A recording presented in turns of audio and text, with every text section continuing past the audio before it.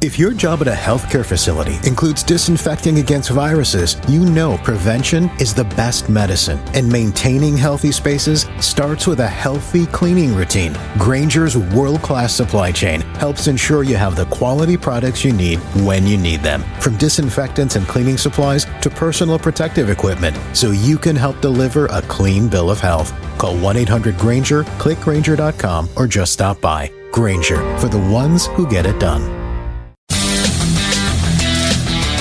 A warmer from below. Welcome to lovely Las Vegas for Coast to Coast Hoops with myself, Greg Hoops Peterson, now part of the VSiN Family Podcast. We've got an excellent podcast for you.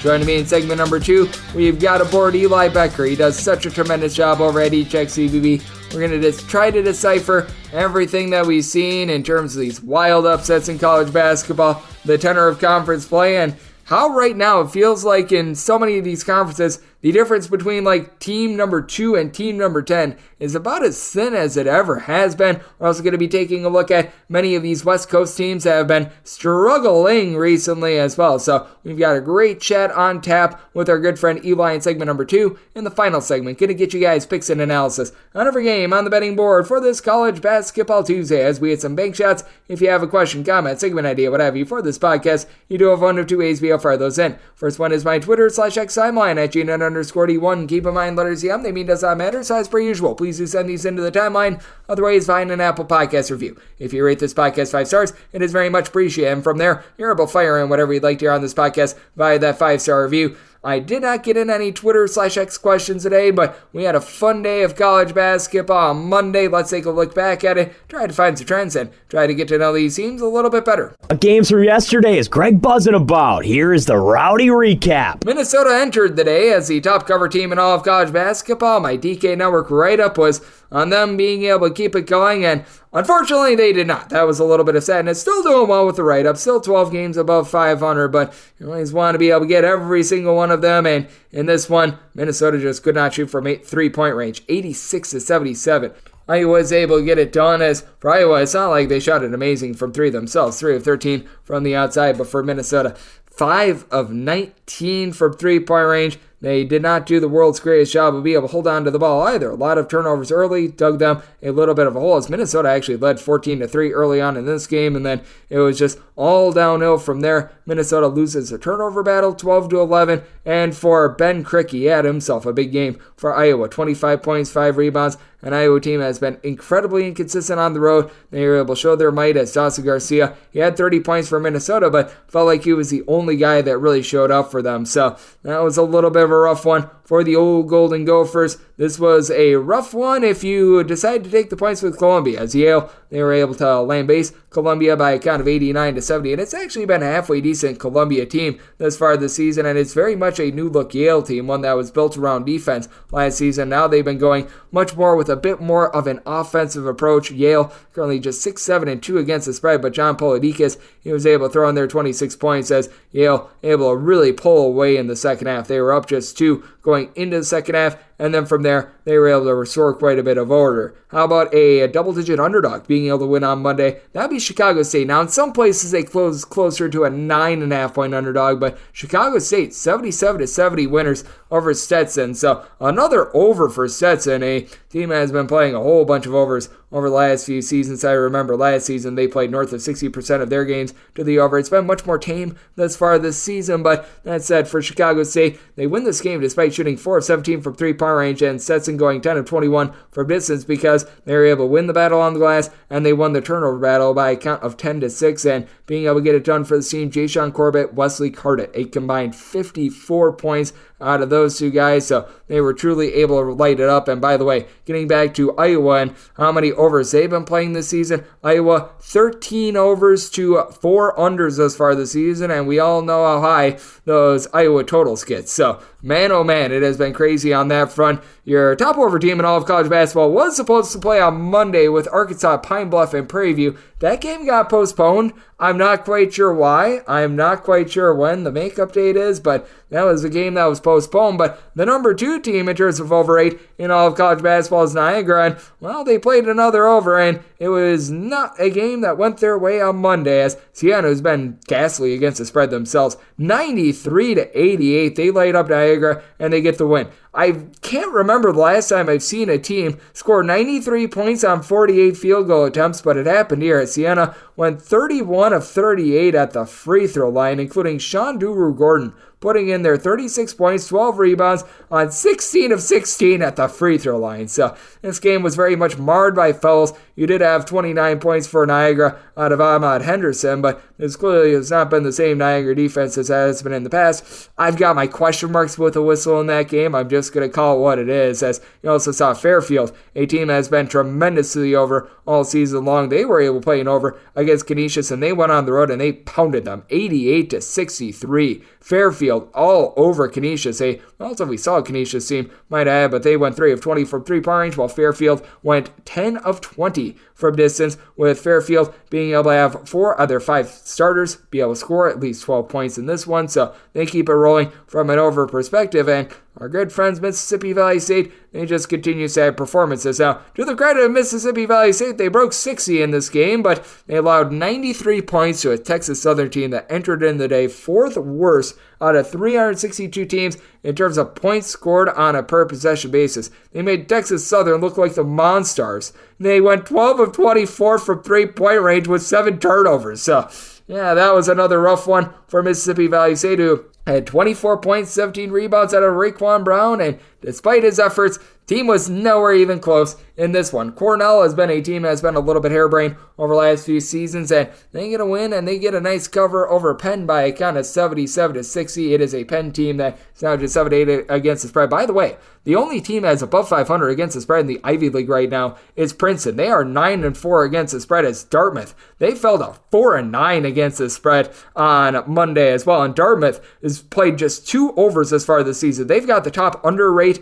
in all of college basketball for Dartmouth. They lose to Princeton, who is now 9-4 against the spread, and Princeton was able to get this win by kind of 76-58. This was a closing number in a lot of places, right around about 17-17.5, and it looked like Dartmouth might be in position for a cover. Down 11 with 4.5 minutes remaining, and then they get outscored 10-2 in the final 4.5 plus minutes. As for Dartmouth, they cash an under despite going 7-17 from three-point range. Princeton 11-26 from distance, but for Dartmouth, they just play such a slow, grimy pace that, it made it very unsightly once again, and what has been unsightly recently has been the play of Tyler Kolek, but he bounced right back on Monday. Marquette able to get the win and is able to get the cover over Villanova by a count of 87-74 for Tyler Kolek. This is more of the Kolek that we all know and love. 21 points, 11 assists, and 2 turnovers. Marquette was able to go 7-23 from three-point range of Villanova. They went 14 of 33 from distance themselves. They were able to get 24 big points out of Mark Armstrong, but they lose the battle on the glass by a count of 29-27, and for Marquette, they win the turnover battle 12-3. So that was a big impact there.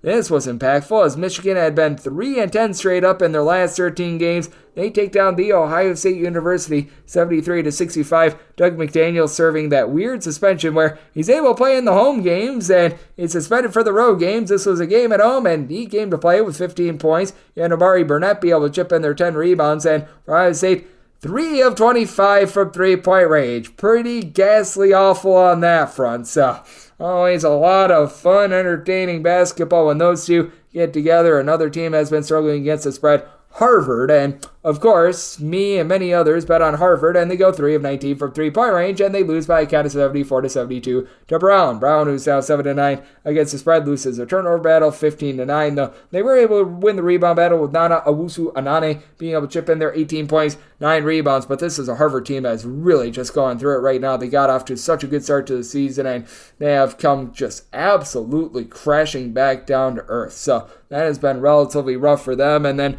we did see some good quality swag action on Monday, despite the fact that the Pine Bluff game did get postponed, and they were 3-9 against the spread entering into the day. The next worst team out there in the SWAC, well, no shock, Mississippi Valley State at 6-11 against the spread, but Alabama State has been a relatively good cover team. I'm doing this with mere minutes remaining. It looks like they should get the job done against Alabama A&M, up 62-46 with about 4 minutes remaining. They were laying in that neighborhood about 6 or 7 points overnight, so it's looking like they should be able to get a nice cover out there. You've had Florida A&M be relatively rough against the spread. I do have to record this in advance. Right now they're trailing Grambling, and that was a relative pick-em game, which on the close, I think Grambling closed as about like a 2.5 point favorite. So so we'll need to see what happened there. But we did have a lot of fun in college basketball on Monday, and if you're looking trend-wise at what we're seeing in college basketball, we have been seeing the favorites just continuing to come through all season long. Favorites hitting at 50.9% with a few results pending for Monday. They're at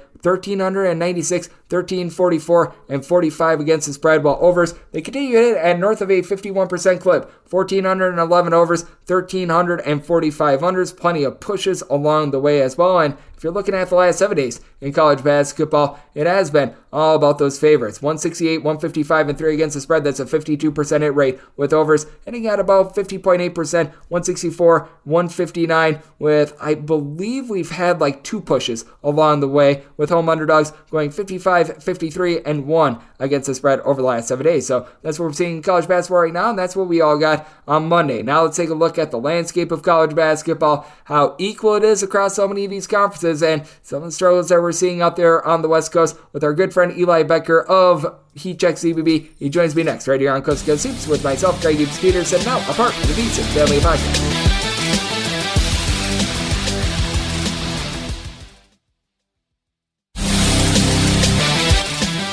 Your lovely Las Vegas for Coast to Coast Hoops with myself, Greg Gibbs Peterson, now part of the Beats Family Podcast. Always great to be joined by this man, Eli Boettger. Just such terrific work over there at eCheck CBB, the founder of that fine platform, as he's doing amazing work, taking a look at this great game that we all know and love, trying to decipher what is very hard to decipher at this point, as we have seen a lot of craziness in this game that we all know and love, but somehow, some way, Eli perseveres, does such great work over there at HeatCheckCBB, which you're able to follow on Twitter /X at HeatCheckCBB. And for Eli Boettger, that is at his last name, Boettger, Boettger _ and then his first name, Eli. And it's always great to have you aboard, my friend. Thank you. Absolutely, Greg. Always appreciate your time and hopping on. So I'm looking forward to this conversation, especially after a crazy week that we had. Oh, it was a crazy week. And what did you just make, first things first, out of everything that we did see last week? Because I'm pretty sure that all but 3 of the top 10 teams went down in a 72-hour time span. 4 of the top 5 teams do go down, and most of those were road games. Let's call it what it is. But that said, just how do you process this, and what do you think is in store for us moving forward? Because this feels much like last year, in my opinion, when we saw all of heck break loose in the NCAA tournament and none of the top 3 seeds make it into the Elite 8. I feel like we could see something similar this year. It could be the case. I think it's always probably wise to not have too much of a knee-jerk reaction to single game results, especially early in conference play, because wild things do happen. In some of these cases, they are instances of new teams and new conferences and different matchups. And of course, with the way the transfer portal works nowadays, a lot of players who are still getting their legs under them in their new conferences. So there is some kind of a change in the guard going on. But what I will say is there's probably such a slim margin between what we consider maybe the 5th best team in college basketball compared to maybe the 40th or 50th best team in college basketball. What I anticipate is I don't really necessarily expect the top 5-10 teams in the country to all of a sudden fall off a cliff and enter the bubble conversation or anything like that. But what I wouldn't be surprised by is if we see a lot of movement between the projected seed lines, anywhere from, I'd say, the 4th through the 10th seed lines. Usually that's kind of the bulk of these high major teams and the best mid-major teams where they will fall in the NCAA tournament field. And gosh, I feel like it's really wide open. Just taking a look at maybe what Bracket Matrix would project right now, Lucas Harkins on Heat Check CBB, what he's projecting right now. I just don't know if there's that much separation from, say, maybe a projected bubble team or 10 seed, 11 seed like Texas Tech, which has been kind of one of the surprising teams thus far, versus maybe one of these higher seeded teams like maybe Memphis, for example, which is probably a projected top 3-4 seed, but hasn't really played all that well the last month or so. That's a difference of about 7-8 seed lines, but in reality, I think these teams are probably about a wash on a neutral court. So that's just one example, and a couple teams that are just randomly picked out. But it does feel pretty wide open as far as these seed lines are concerned, which, again, is a little bit to be expected with 2 months to go until Selection Sunday, but it still is noteworthy with the amount of movement and shifts we've seen in momentum in recent weeks, especially this past week. Oh, and it does feel very equal in a lot of these conferences now. We've seen a few teams come to the forefront as, shall we say, bottom feeders, and some of the bottom feeders right now are some of the most surprising teams in all of college basketball. As Eli Boettger, who does such great work over at ECHECBB, is joining me right here on Coast to Coast Hoops, because I take a look at a lot of these conferences, and we always make the joke that the Big Ten, it feels like you could interchange like teams 2 through 11, and I feel like that's the case with a lot of these conferences right now. Like, I take a look at the SEC, and there's a lot of interchangeable pieces there. Sans Arkansas, who's in action on Tuesday, they might be the worst team in the conference. Sans Missouri is also fallen on some tough times. I mean, the Pac-12, you've got that top team in Arizona. Who wants to be number 2? That's anyone's guess. The Big 12 is just a big, giant mess with so many top teams as well. I just feel like there's not a lot of separation around these teams, and the bottom feeders that we've been seeing are some of the more surprising teams in all of college basketball. I agree with that completely. It does feel wide open, and probably a good example of what you're alluding to here is Nebraska, which has been a very pleasant surprise over in the Big Ten. Minnesota, too. Yeah, Minnesota has been a team that's been consistently covering. I think I just checked earlier today. They have a team that's been covering. Entering Monday, 14-2 against the spread.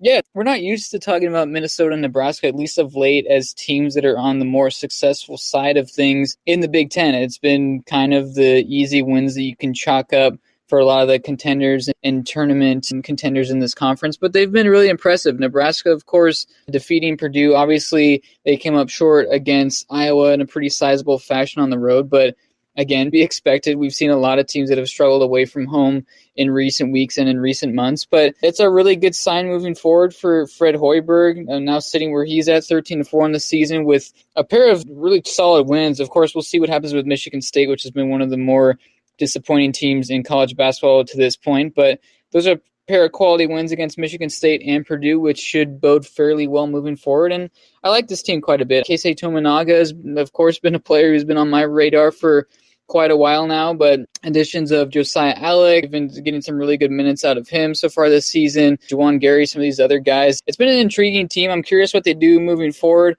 I still would expect them to probably shuffle into the middle of the pack, which at least at this rate puts them into the at-large conversation, I would imagine. It's been a topsy-turvy conference. We saw Maryland, who is one of the projected contenders in the league, really look pretty bleak in the early part of the season. Now they've turned things around with the road win at Illinois, so they're a team that could be eyeing some better days ahead. So at this point, there aren't really a whole lot of teams that you can count out completely, at least out of the high major realm. I think probably West Virginia and Oklahoma State aren't going to do a whole lot of noise in the Big 12. Obviously, Georgetown and DePaul in the Big East. SEC, we're surprised to see, at least I am, Arkansas to have fallen on such hard times. Vanderbilt's, of course, another team that you can count out. And then the Pac-12 is pretty much wide open, and same probably goes for the ACC outside of Duke and North Carolina. So it's gearing up to be a position here these next couple of months where there are so many teams that can reasonably contend,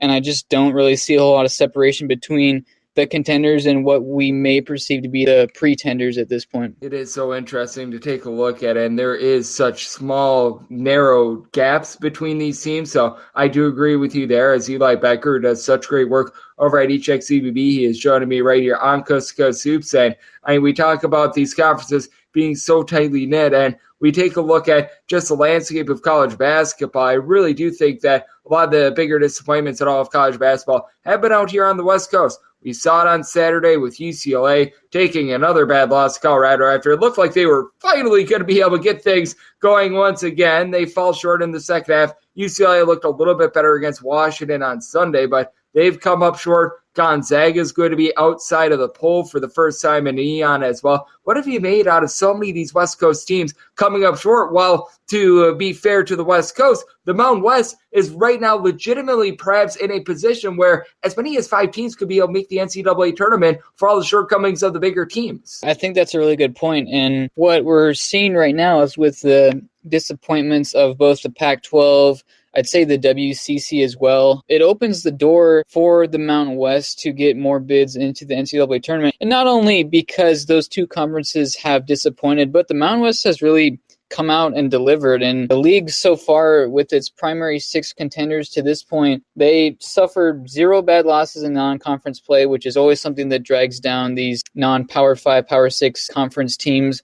But so far, they've largely taken care of business, save for New Mexico's loss on the road to UNLV, which UNLV is going to be kind of a trap game throughout this season, I would imagine. But going back to your earlier point, the Pac-12 being where it is, Arizona, I would still very much put squarely in the Final Four conversation. But even then, after their 8-0 start where they looked like one of the best teams in America, they're just 4-4 since. So they have some things that they're figuring out. Keelan Boswell really had a tough performance on Saturday and a road loss to Washington State, which we go back to road games being challenging, but that's a game that a national title contender should win. It's really not much of a competition from a talent perspective. But beyond that, Oregon has been probably the most pleasantly surprising team in the conference after a few down seasons by Dana Altman. They seem to have figured things out so far. I'm still a little cautiously optimistic as far as this team is concerned. Jackson Shelstad has been really, really good as a breakout freshman for this team, but it still is a group that isn't all that experienced. I'm kind of in a wait-and-see mode as far as who's going to be their go-to scorer, who they can rely on in some of these close games. Maybe it ends up being Jackson Shelstad, but we'll see moving forward who that player can be. And beyond that, Colorado is a team that I was lower on compared to the national consensus. They're standing right now 3-3 in conference play and still kind of waiting on their big breakout moment. They haven't really secured wins against the NCAA tournament projected field to this point that have been all that impressed by. In addition to that, gosh, it just feels wide open. Utah has also been a bit of a pleasant surprise, but I'd like to see them continue things now that they've lost 3 of 4 games. So that's it's a bit of a pressure cooker for them as well as the rest of the conference overall. So we'll see who emerges. And then over in the WCC, Gonzaga, we're going to be looking at an unranked Gonzaga team, which is not familiar territory at all for that program of late, falling to Santa Clara, which, gosh, it would have been nice to see Santa Clara then back that performance up with a quality win, but they got absolutely demolished at home against St. Mary's, a team that started slow and maybe picking things up again. So I don't know. I think both of these leagues are pretty wide open. I will say that with these contenders, if you will, dropping games to teams that are against the perceived bottom half of those respective leagues, I don't think that bodes super well in terms of how many teams can get an at-large into the NCAA tournament, but it's all kind of pointing in the direction of the Mountain West right now. I don't know if it's going to be 4 or 5, whether 6 teams could reasonably get into the NCAA tournament, but right now that seems to be the league that we're turning to as far as most of the bids that are coming out of the western part of the country. So I think it's a wide open league that should produce some really wild results these next couple of months, and that seems to be top to bottom the best league between each of those 3 conferences to this point. Yeah, and Utah State versus New Mexico on Tuesday. That is going to be a heck of a game. Going to the Pit is not an easy place to play, and Utah State 16-1 going into that game, which is going to be a lot of fun. And then another game out there on the West Coast that I think is going to be interesting for Tuesday as well. It is this Iowa State versus BYU game, because I feel like both of these teams had a few similarities in that they just completely jacked up their metrics with, let's call it what it is, a little bit of lesser competition. And both of these teams have had a few more struggles when it comes to conference play, but we saw Iowa State last week get a massive win over Houston after a little bit of a fumble against Baylor, going on the road and knocking off Central Florida. I know it doesn't sound like a ton, but that was big for BYU, getting up off the mat as well. What do you make out of a situation like this? A pair of teams that do rank in the top 10 in the country in terms of their defensive efficiency, top 20 in terms of offensive efficiency. I think that this is such an interesting game, and I feel like this is such a, in general, fascinating spot, because while both of these teams have similarities with their metrics, they play very different styles. I think you absolutely nailed it with that. I really like this Iowa State team, even though the first couple of months of the season was really the Cyclones just beating the brakes off of some poor teams. And in their 2 games that they played against likely NCAA tournament teams in Virginia Tech and Texas A&M, dropping both of those matchups, I think raised some question marks about how good this Iowa State team really is moving forward, and then losing on the road against Oklahoma, which of course is not a bad loss by any means, but it feels like the win against Houston last week was really going to be the sign moving forward that this Iowa State team is legit. And of course, we know Hilton Magic exists, and this team can seemingly beat just about anybody when they're playing at home. So we'll see what they do when they go back on the road. And this is unusual to be talking about Provo, Utah as a site now for a Big 12 conference game, but that's the reality of it. And these Big 12 teams will have to go and see how they do on the road in this neck of the woods. So I'm curious how this shakes out, even with BYU being a bit of a metrics darling. Besides San Diego State, I'm looking for this team to secure some signature wins and really look like a bona fide NCAA tournament team for a full 40 minutes against a legitimate contender. So it's an opportunity for both of these teams to prove that they're legit, which I still think they are. The metrics love them, and 2 really great head coaches between both Mark Pope and TJ Otzelberger. They know how to get the job done. They've gone to the tournament before. So it's a clash of some interesting styles. Like you said, BYU probably more of a finesse team, if you will. Iowa State has been grinding out victories. They got one of the best defenses in the entire country and forced just an absolute ton of turnovers. So it should be a lot of fun. And both of these teams, I would say, are squarely in the conversation in the Big 12 in terms of contenders, and should be interesting to see how this one shapes out for what should be a really big game in terms of momentum moving forward. There's no question about it. I think that is going to be one of the more fascinating games that we get all week, as Eli Boettger, who does such great work over at eCheckCBB, is joining me on Coast to Coast Hoops. And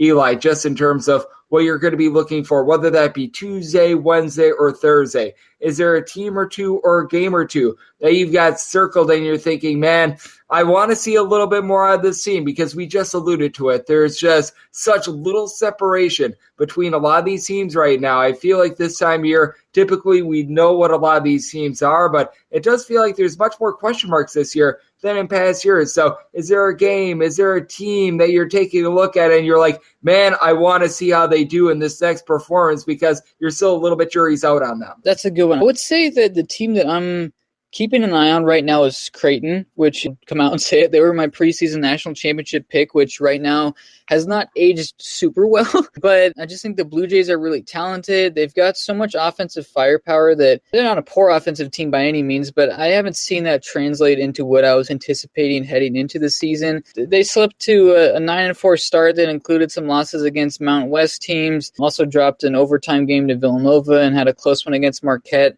to start 9-4 in the season. But since then, they've been largely taking care of business, albeit against some weaker competition. They had a couple of road wins against Georgetown and DePaul, which isn't going to move the needle at all, but also held serve against some quality teams in Providence and a St. John's win this past weekend. But they're entering a really pivotal stretch, I'd say. They've got a pair of road games this week. They're going at UConn, which is obviously one of the best teams in America. I don't necessarily expect Creighton to come out and win that game straight up, but you'd like to see them compete and put a full 40 minutes together against one of the best teams in America. And then also have to go on the road and play Seton Hall, which has been playing about as well as any team in all of college basketball of late, and have gotten some really great contributions out of Kadari Richmond, and Shaheen Holloway has done a really great job there these past couple of months getting Seton Hall back on the right track. So if Creighton wants to be the type of team that we anticipated out of them in the preseason, I think now is the time to really string some momentum together and pick up some of these quality wins, because it's not going to be easy in the Big East. There's so many legitimate teams out of this conference. And like you said, now is the time to separate whether Creighton's going to be a team that flirts with the bottom half of the top 25 or maybe even falling out of the AP poll, or they have the chance to lean on some of their studs who have been here. They've done the work. Baylor Shireman and Ryan Kalkbrenner, along with Trey Alexander and Stephen Ashworth. That's more than enough to be seen as a legitimate Power 5 conference contender and outside Final Four candidate. So I think now is the opportunity for Greg McDermott to get his guys right. It's going to be two hostile environments at UConn at Seton Hall this week, and of course don't expect them to go 2-0, but if they can deliver some high-quality performances, I think that puts Creighton back on the right side of things moving forward as we go along in Big East play. Oh, no question about it, and the Big East is going to be so interesting to look at moving forward, as Marquette, in my opinion, has been a little bit of a disappointment. No question about it. DePaul is the worst team in that conference. I feel very safe in saying that, but You've also got a UConn squad that has been dealing with injury, but they still be getting the job done time and time again. So we've got a lot of intrigue in this sport that we love so much, Eli. You do such an amazing job being able to take a look at it all. Let the good people at home know it's all on tap for you and how people are able to follow along on social media and other platforms. Absolutely, Greg. You can always follow our stuff on heatcheckcbb.com. Social media handles are at heatcheckcbb, and especially after a week like this, it's always a great time to follow the sport. We've got a couple of months now till Selection Sunday, so plenty of different things going on in this sport, so we're always following along and love following with all the different action and newsworthy items and everything like that. Eli doing such an amazing job taking a look at this great game of college basketball. Every single time he joins this podcast, he lends such incredible insight. So big thanks, Eli, for joining me right here on Coast to Coast Hoops. It's now part of the VC Family Podcast. And coming up next, it is that time of the podcast. I give you picks and analysis on every game on the betting board for this college basketball Tuesday as we eat some bank shots.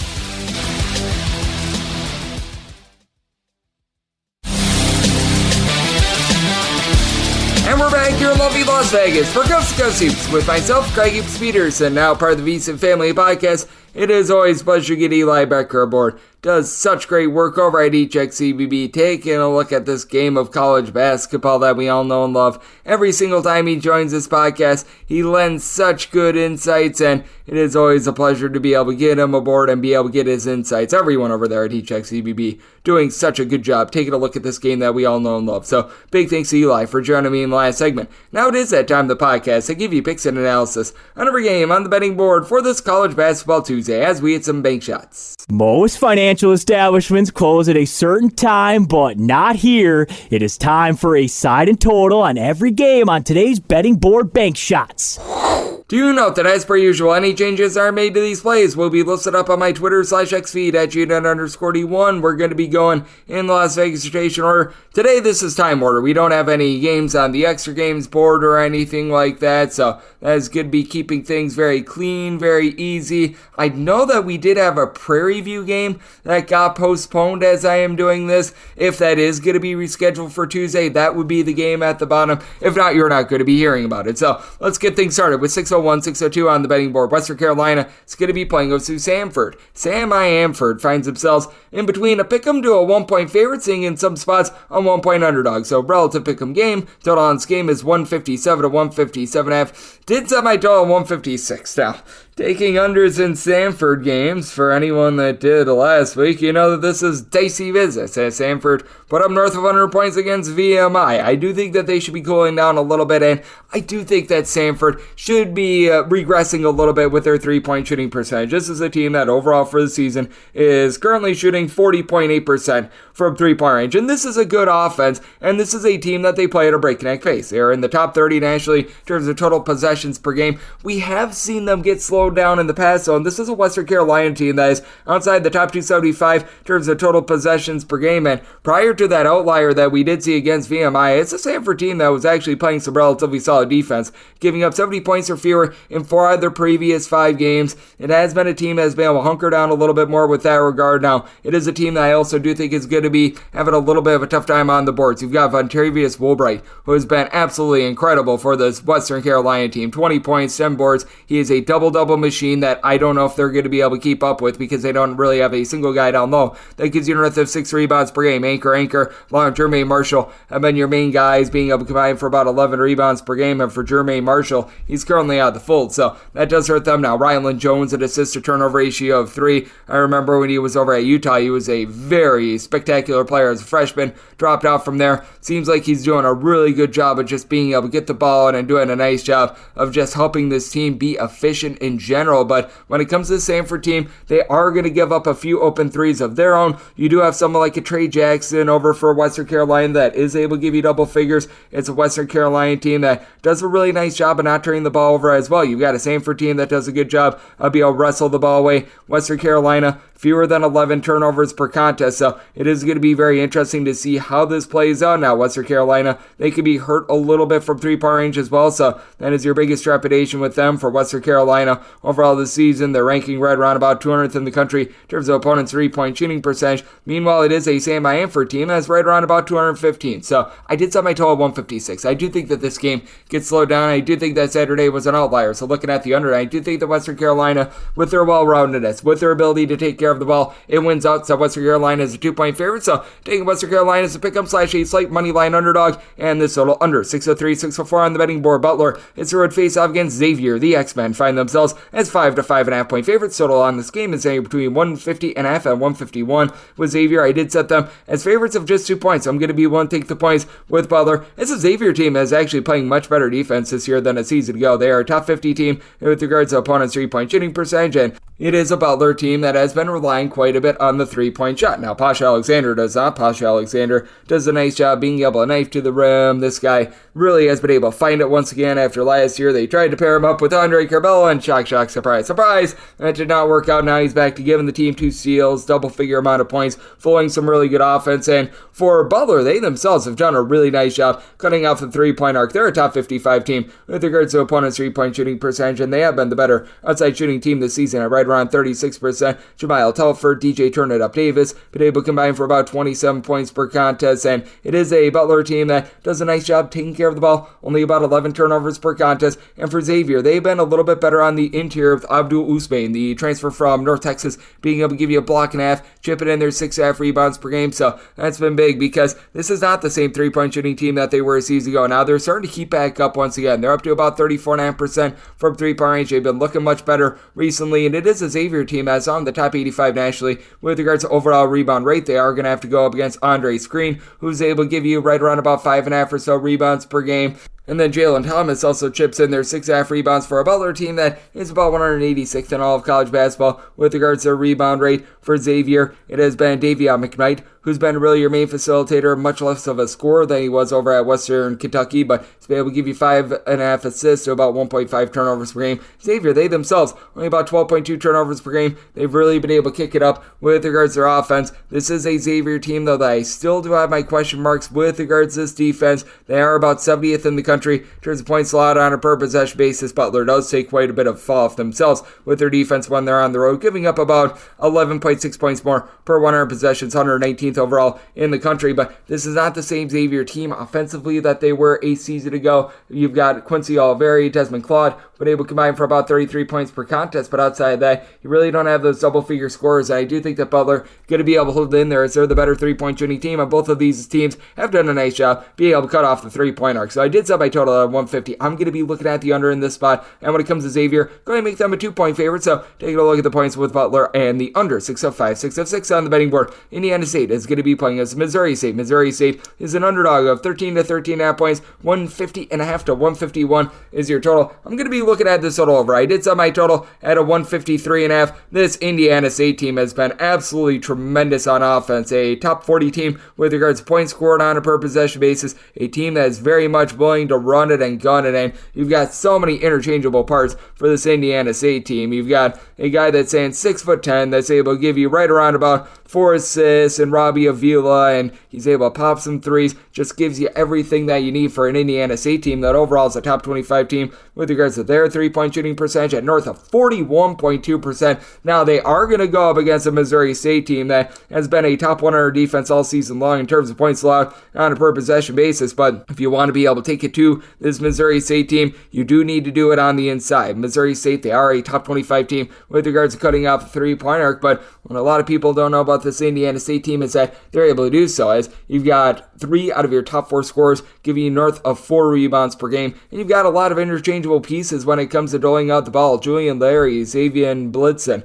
these 2 guys have been able to combine for about 7 assists per contest. Isaac Swope has been able to give you 19 points per contest, shooting 45.5% from 3-point range, and Missouri State certainly not the same team as Indiana with regards to their offense, and they have been turning the ball over 13 plus times per contest. That is a little bit of an issue. That said, they are a much better offensive team this year than they were a season ago. For this Missouri State team, you've been able to get Olsen Mason, being able to supply the team with a little bit over 17 points per contest. It's a bunch that has been able to get quite a bit down low out of Chance Moore along with Donovan Clay. They're combining for about 11.5 boards, 25.5 points per game, and it is a squad that now has a nice designated 3-point shooter. Nick Kramer has been able to shoot about 37.5% from 3-point range, was injured to begin the season, has come back in the fold, has been able to give this team a little bit of scoring 6+ points in the last 3 games that he's really played ever since the holiday. So I do think that he's going to be able to give this team a little bit of a boost, and this is an Indiana State team that, while they are tremendous with regards to their offense, they're a little bit vulnerable from the outside. They are about 110th in all of college basketball with regards to opponents' 3-point shooting percentage.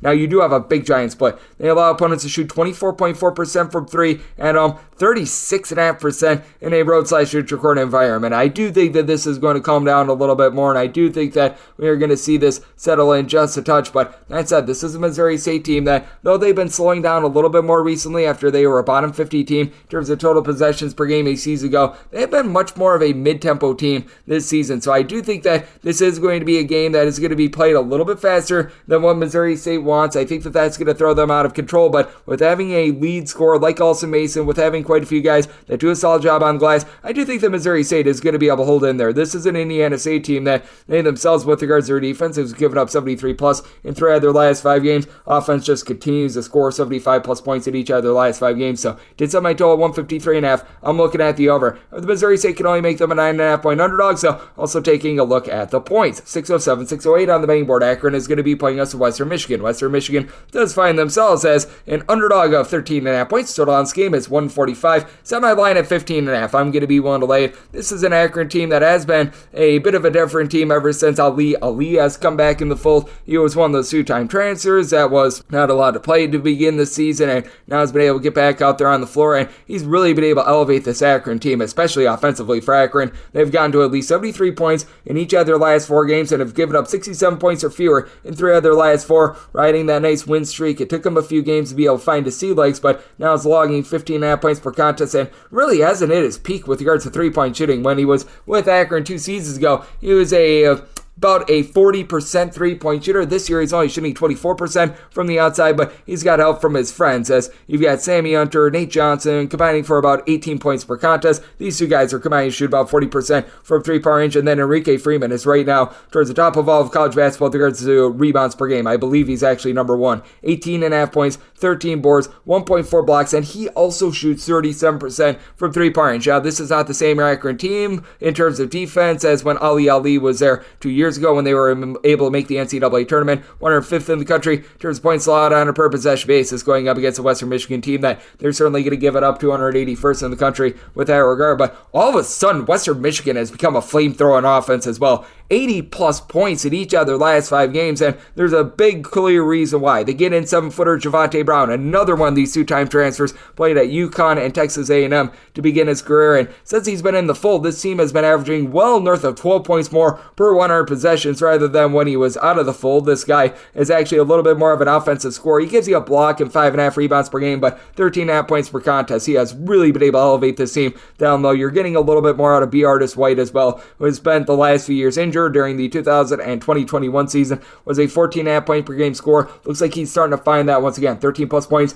each out of the last 5 games. Also has had 5 plus assists in 4 of the last 5 games, and in this 5-game stretch, he has only had 6 turnovers. So Western Michigan has been much more efficient on that side. Overall, 13.5 turnovers per game. You do have Seth Hubbard, who's giving you 17 points per contest. Now, for Western Michigan, they are riding this nice win streak, but with all the good that they're doing offensively against D1 competition, because they played against a non-D1 team along the way, they have now been giving up quite a few more points, as this is a bunch that they have given up at least 74 points in each of their last 6 games, and they have given up at least 72 in each of their last 8. So I do think that this is going to be a little bit of a higher scoring expose.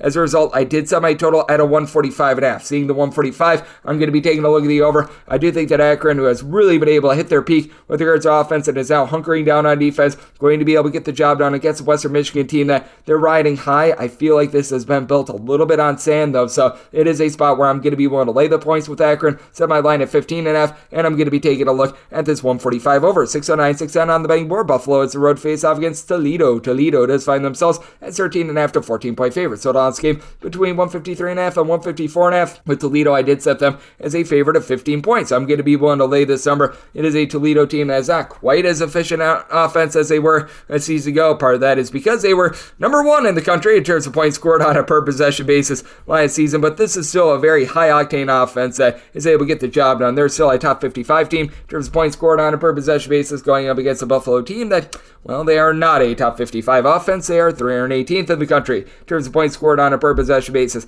I actually like what I've seen out of the freshman in Anquan Bolden Jr. He's been able to shoot about 34% from 3, logging about 7.5 points per contest. And then Genavia Smith, he's got good versatility, 8 points, 9 boards, shooting 46.5% from 3. But Buffalo, bottom 10 team in the country in terms of turnover turnovers on a per possession basis with 16 per game. They shoot 25.8% from three-point range, and that's where you need to torch this Toledo defense. Toledo does not give you any sort of defense with regards to the perimeter. They are allowing opponents to shoot 37.5% from three-point range at home, and it's just simply nobody on Buffalo that's able to knock down those shots. And for this Buffalo team, they themselves are allowing opponents to shoot about 34% from three. That is 204th in all of college basketball. It is a Toledo team that isn't quite the same three-point shooting team as they were a season ago because they were just absolutely spectacular a season ago. But that said, you still have someone like a Dante Maddox who's been able to give you double figures. He's been able to shoot it well from three-point range, and then Raheem Moss has been able to do a nice job of being able to pair up with him. These two guys have combined 31.5 points per contest. Maddox is shooting 39% from three-point range. All in all, it is a team that still shoots 37.5% from distance. They've been a little bit rough on the glass. Tyler Cochran is able to give you about 6 rebounds per game, so having Cy Chapman on the flip side for Buffalo should be able to keep them lively. He's able to give you about 5 to 6 rebounds per game, but even though Buffalo does have a few guys that give you a relatively good effort on the boards, they rank about 152nd with that regard, it still has not prevented a lot of teams to be able to get those second and third chances, and for Toledo, still a top 200 team with regards to rebound rate, and now they've been able to get a little bit more out of Javon Simmons, who's been able to give you 12 points per contest, but he's been able to reach double figures in 4 of the last 5 games. It's given this team 3 blocks over the last 3 games, so I do like the way that he's been able to come on for this team as well, and it is a Buffalo team that, while they've been a little bit more respectable recently, it has been a squad that has still been getting torched on defense, 76 plus points surrender in each out of the last 3 games. Meanwhile, for Toledo, give them a little bit of credit. Defense has been a tad bit better recently, 72 points or fewer surrendered in 2 out of their last 3 games. So it is a circumstance where I did set Toledo as a 15-point favorite. I'm going to be willing to lay the number, and did set my total at a 155. I do think that for Buffalo, they are going to be able to take advantage of a Toledo squad that has been very lackadaisical with regards to guarding the three-point arc, so they drain a few more threes than normal, but that said, I still think that Toledo gets the job done in convincing fashion. Willing to lay it with Toledo, set them as a 15-point favorite, and looking at this 154 over 611, 612 on the betting board. Richmond, it's a road face-off against Duquesne, and Duquesne is a favorite of 4 points. Total is 139. I did set Duquesne as a favorite of 4.5 points. So 4 is the max I'm going to be willing to lay, but I'm going to be willing to lay this number. It is a Duquesne squad that has been a little bit wobbly and has been a little bit top-heavy because you've got Jimmy Clark, you've got Day Grant. These 2 guys in the backcourt have been absolutely tremendous. Clark, your main facilitator, giving you about 3.5 assists per contest. He's been able to log about 16 points per game, and then Day Grant, 18.5 points, 4 boards, shoots 32.5% from 3. You really don't have anyone else on the roster that gives you north of 7.5 points per game, but this Duquesne team, they're just relatively solid at everything. In terms of points scored on a per possession basis, this team is about 160th. In terms of points allowed on a per possession basis, they're just creeping into the top 150 when it comes to their overall rebound rate. Again, they're not like amazing or anything like that, but they do a competent job as they're hovering right in the neighborhood about 167th with that regard, and it is a Richmond team that they do a really good job of taking care of the ball. They're number 1 in all of college basketball in terms of fewest turnovers on a per possession basis, and for this Richmond squad, they have been able to have quite a bit of versatility of their own as you've got Isaac Bigelow, Neil Quinn. They've been able to combine for about 12 rebounds per contest. With Quinn, he's a true 7-footer that gives you 3.5 assists. He's been able to log 13.5 points per game, and then you've got the King in Jordan King, who's been able to give you 18.5 points, shooting 43.5% from three-point range. But for this Richmond team, I do fear that they're going to get absolutely lambasted on the glass, despite the fact that they've got Quinn and Bigelow. They're about 280th in the country with regards to overall rebound rate, and this is a Richmond team that they just don't guard the perimeter the same way on the road as they do at home. At home, opponents are shooting just 26.4% from three-point range. That jumps up to about 34.5% from three-point range in a road/neutral court environment. Now for Duquesne, they themselves are 251st in the country with regards to opponents' three-point shooting percentage, so that does cause for a little bit of issue there. And this is a Richmond team that they do shoot north of 36.5% from three-point range. As a committee, you've been able to get some relatively good production as well out of some of the ancillary pieces. So Delani Hunt, he has been dealing with injury all season long, so that's been a little bit of an issue. Guy that has really been able to rise up with about 9 points per contest is Deji Bailey, but I do think that for this Duquesne team, you're going to have some of your ancillary pieces like an Andre Seversoff be able to kick it up. I do like what I've been seeing recently out of Kareem Rozier as well. He's been able to give this team a nice little bit of a boost, shoots 44% from three-point range with 3 assists per contest, and I do think that for a Duquesne team that overall has been able to do a nice job of being a pretty steady Eddie team with regards to their defense, giving up 72 points or fewer in 3 out of their last 4 games, despite the fact that they're riding a losing streak. A lot of those losses came against good teams. They came up short against Loyola Chicago on the road, UMass on the road, and then Dayton is, well, Dayton, and you've got a Richmond team that's been beating up on the lesser teams in this conference. That I do think that you are going to see Duquesne be able to bounce back here, and I did set my total at a 136.5. This is a spot where I'm going to be looking at the under. You've got a Richmond team that's given up 70 or fewer in each of their last 5 games, and neither of these teams are up-tempo, so looking at the under and willing to lay up to 4 with Duquesne. 6-13, 6-14 on the betting board. TCU is the red face-off against Cincinnati. Yes, we are on to Cincinnati, Mr. Belichick, and they're on to being 3-point favorites. Mr. Belichick might be on to Dallas, by the way, but total on this game is 151.5, and for TCU, I did set them as an underdog of 2 points. I'm going to be willing to take the 3 with Cincinnati. This has been one of your top rebound rate teams in all of college basketball, so especially with Aziz Bandaogo back in the fold. He was the all-WAC Defensive Player of the Year last season while he was over at Utah Valley. He was ineligible the first 8 or so games of the season. Has come back, has given the team 8.5 points, 8.5 boards, logging about a block and a half per contest.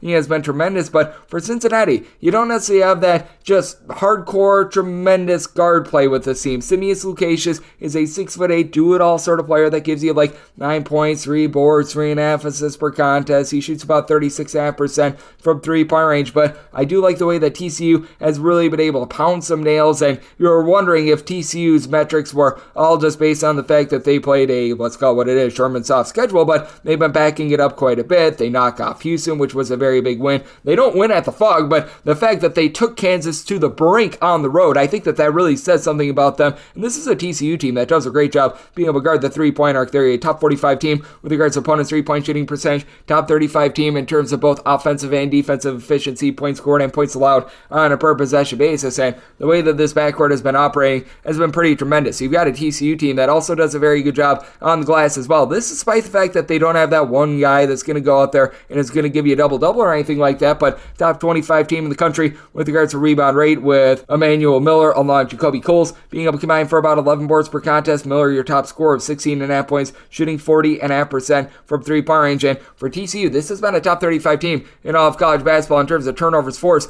on a per possession basis. So they've done a nice job of being able to rip the ball away. Meanwhile, you've got a Cincinnati team that they do a relatively solid job of being able to take care of the ball. This bunch, they turn the ball over about 11 times per contest. They really don't force those steals. So Dane Skillings is someone I do like. He's been able to log for this team in that neighborhood about 11.5 points per contest. So he's been able to do a solid job all season long. You've got Jizzle James, the son of Edgerrin James, who's been able to shoot in the mid-30s from 3-point range, logging about 8.5 points per contest as well. But I do think that the CCU team, they are going to continue to slow it down a little bit more, and the defense has really come alive. 71 points of fear surrendered in 4 of their last 5 games. This is a Cincinnati team that, while they have lost a few games recently, not really been due to the defense. 62 points of fear surrendered in 3 of their last 4 games. Just been a case where the offense has been running a little bit more dry, so I did set my total at a 146. Seeing what we've got with this north of 150 total, I'm going to be looking at the under and getting 3. Going to be taking the points with TCU. 6-15, 6-16 on the betting board.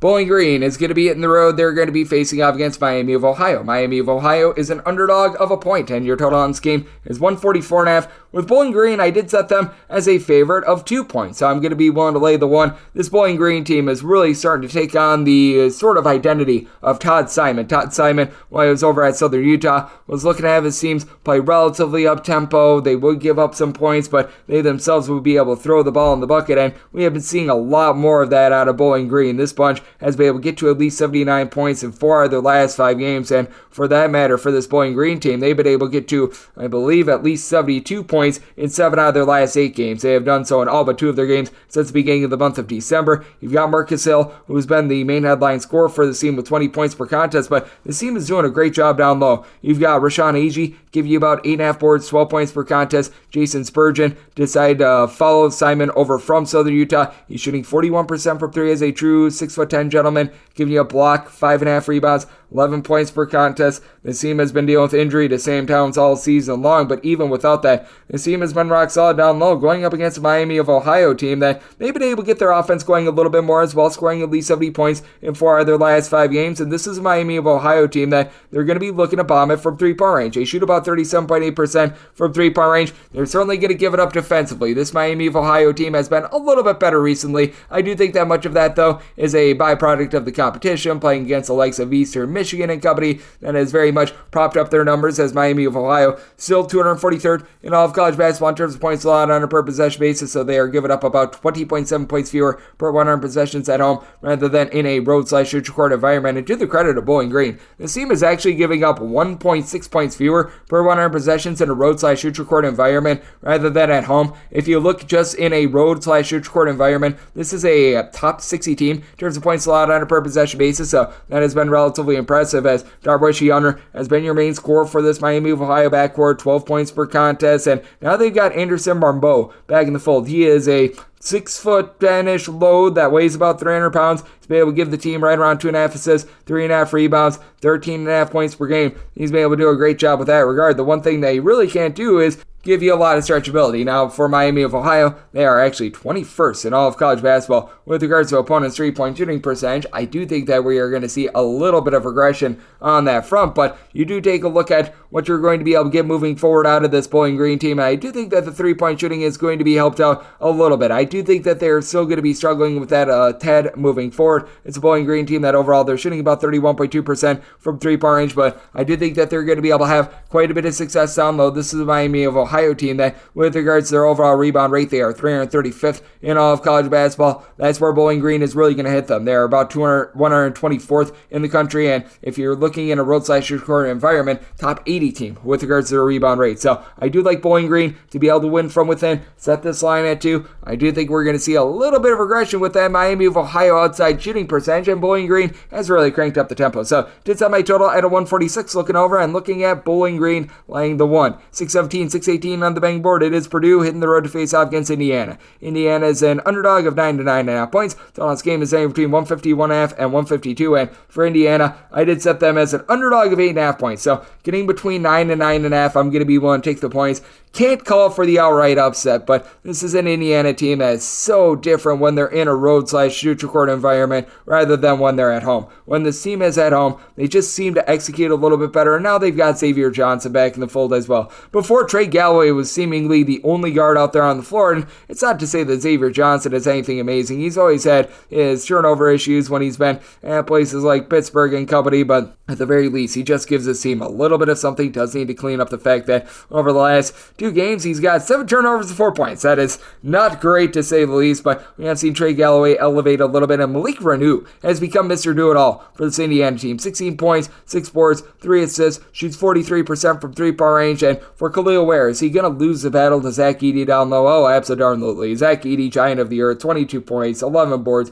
He's been incredible, but at the very least, Ware has size to, at the very least, somewhat match up with him. He certainly doesn't have the muscle to be able to do so, but I do think they can throw at them some different looks, and with Khalil Ware, he's also shooting north of 40% from three-point range, so you've got great versatility on that front. It is a Purdue team that ranks in the top 20 nationally, shooting 39.8% from three-point range, with having Braden Smith becoming a do-it-all guy. He's giving you a steal and a half. He's giving you 5 boards, 6+ assists, 15+ points. This guy has been absolutely tremendous, and for Purdue, they're actually giving up fewer points per possession this year than they did a season ago, but for Purdue, the perimeter defense, it does lack a little bit on the road. At home, they've been allowing opponents to shoot just 26.5% from three-point range. This is more around 35.5% in a road/neutral court environment, so that is a little bit of something to cause trepidation. You do have Fletcher Lawyer for this Purdue team being able to log about 11 points per contest. He's been shooting 40% from three-point range, and then you've got guys like Trey Kaufman, Ren, who's shooting it well from 3. Mason Gillis has been able to do a solid job as well, but I do like what I've been seeing out of Indiana recently. They were able to have that nice win against Minnesota, and the defense is back for this team. 66 points from fear surrender in each of the last 3 games. Meanwhile, this is a Purdue team that is just laying waste to their opponents, and they themselves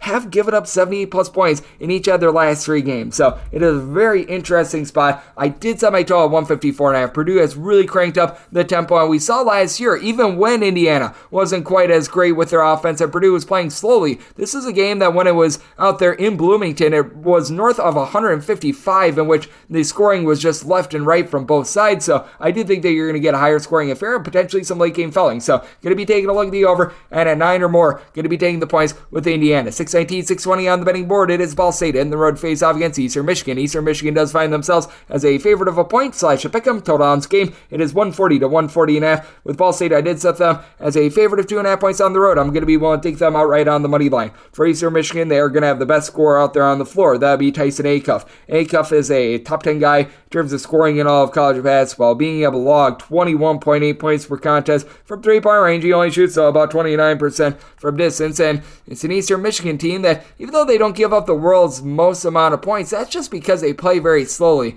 I always say this, just because you play slowly, it doesn't mean that you play tremendous defense. 70 points per game allowed is not built the same when you've got Virginia versus when you've got the Citadel back in the Duggar Backham days. As for Eastern Michigan, 331st in all of college basketball in terms of points allowed on a per possession basis. Not to say this Ball State team is anything amazing as well, 301st with this regard, but for Eastern Michigan, I think that they're going to get plowed on the glass. You've got Julius Ellerbe, who's got some nice versatility. He's been able to give you about 2.5 assists, 5 rebounds per game, but he's really the only guy in the roster that gives you north of 5 rebounds per game. It is a Ball State team that ranks about 120th in the country in terms of overall rebound rate. Meanwhile, this Eastern Michigan team, they're currently clocking in 297th. That is far from terrific. Bashir Jihad, while he doesn't score as much as Acuff, he's got good versatility. He's able to give you 18.5 points, 7.5 boards from three-point range, shooting 37.5% at 6'9". It is a Ball State team as a whole. They're shooting 36.5% from distance. You've been able to have Mikey Pearson coupled with Davion Bailey combined for about 23 points per game. And for Ball State, this has been an offense that has been able to travel. In terms of points scored on a per possession basis, it's a Ball State squad that is clocking in right around about 140th. They do take a little bit of a drop off on the road, especially when it comes to their three-point shooting, as overall, as a collective, they are shooting about 36.5% from three-point range. They certainly do benefit from being out there in Muncie, as they shoot about 39% from three-point range at home,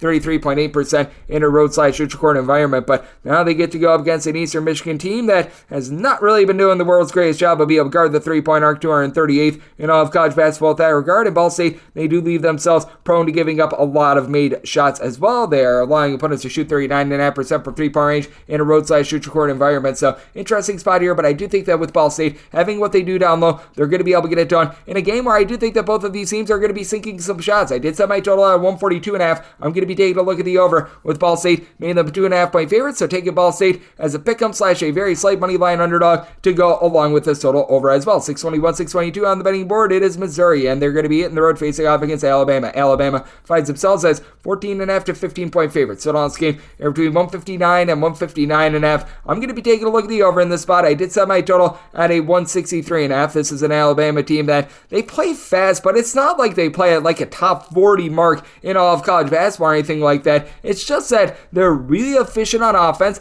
They're a top 5 team in all of college basketball in terms of points scored on a per possession basis, and in terms of points allowed on a per possession basis, this team is well outside the top 125 in terms of points allowed on a per possession basis. So that builds a very good case for an over. It's a Missouri team that they themselves have been slipping a little bit with regards to their defense, especially in a roadside shoot court environment where they do give up 16.5 more points per 100 possessions. I just want to know where Connor Vanover is. Connor Vanover is a giant of the earth. He was a tremendous defender out there in the Summit League. He has just gotten no minutes whatsoever for a Missouri team that they are well outside the top 200 with regards to rebound rate. They actually haven't done the world's worst job of being able to guard the three-point arc. They're 125th in all of college basketball with that regard, going up against an Alabama team that they themselves, they allow opponents to shoot just 27.9% from three-point range at home. That elevates to about 35% in a roadside shoot court environment. And to the credit of Missouri, they've been able to do a much better job of being able to protect the ball. You've got John East, who's able to give you 15 plus points, 4.5 plus assists per contest, shooting north of 40% from three-point range. Nick Honor has been able to do a nice job being able to give you double figures. He's shooting north of 35% from three-point range as well.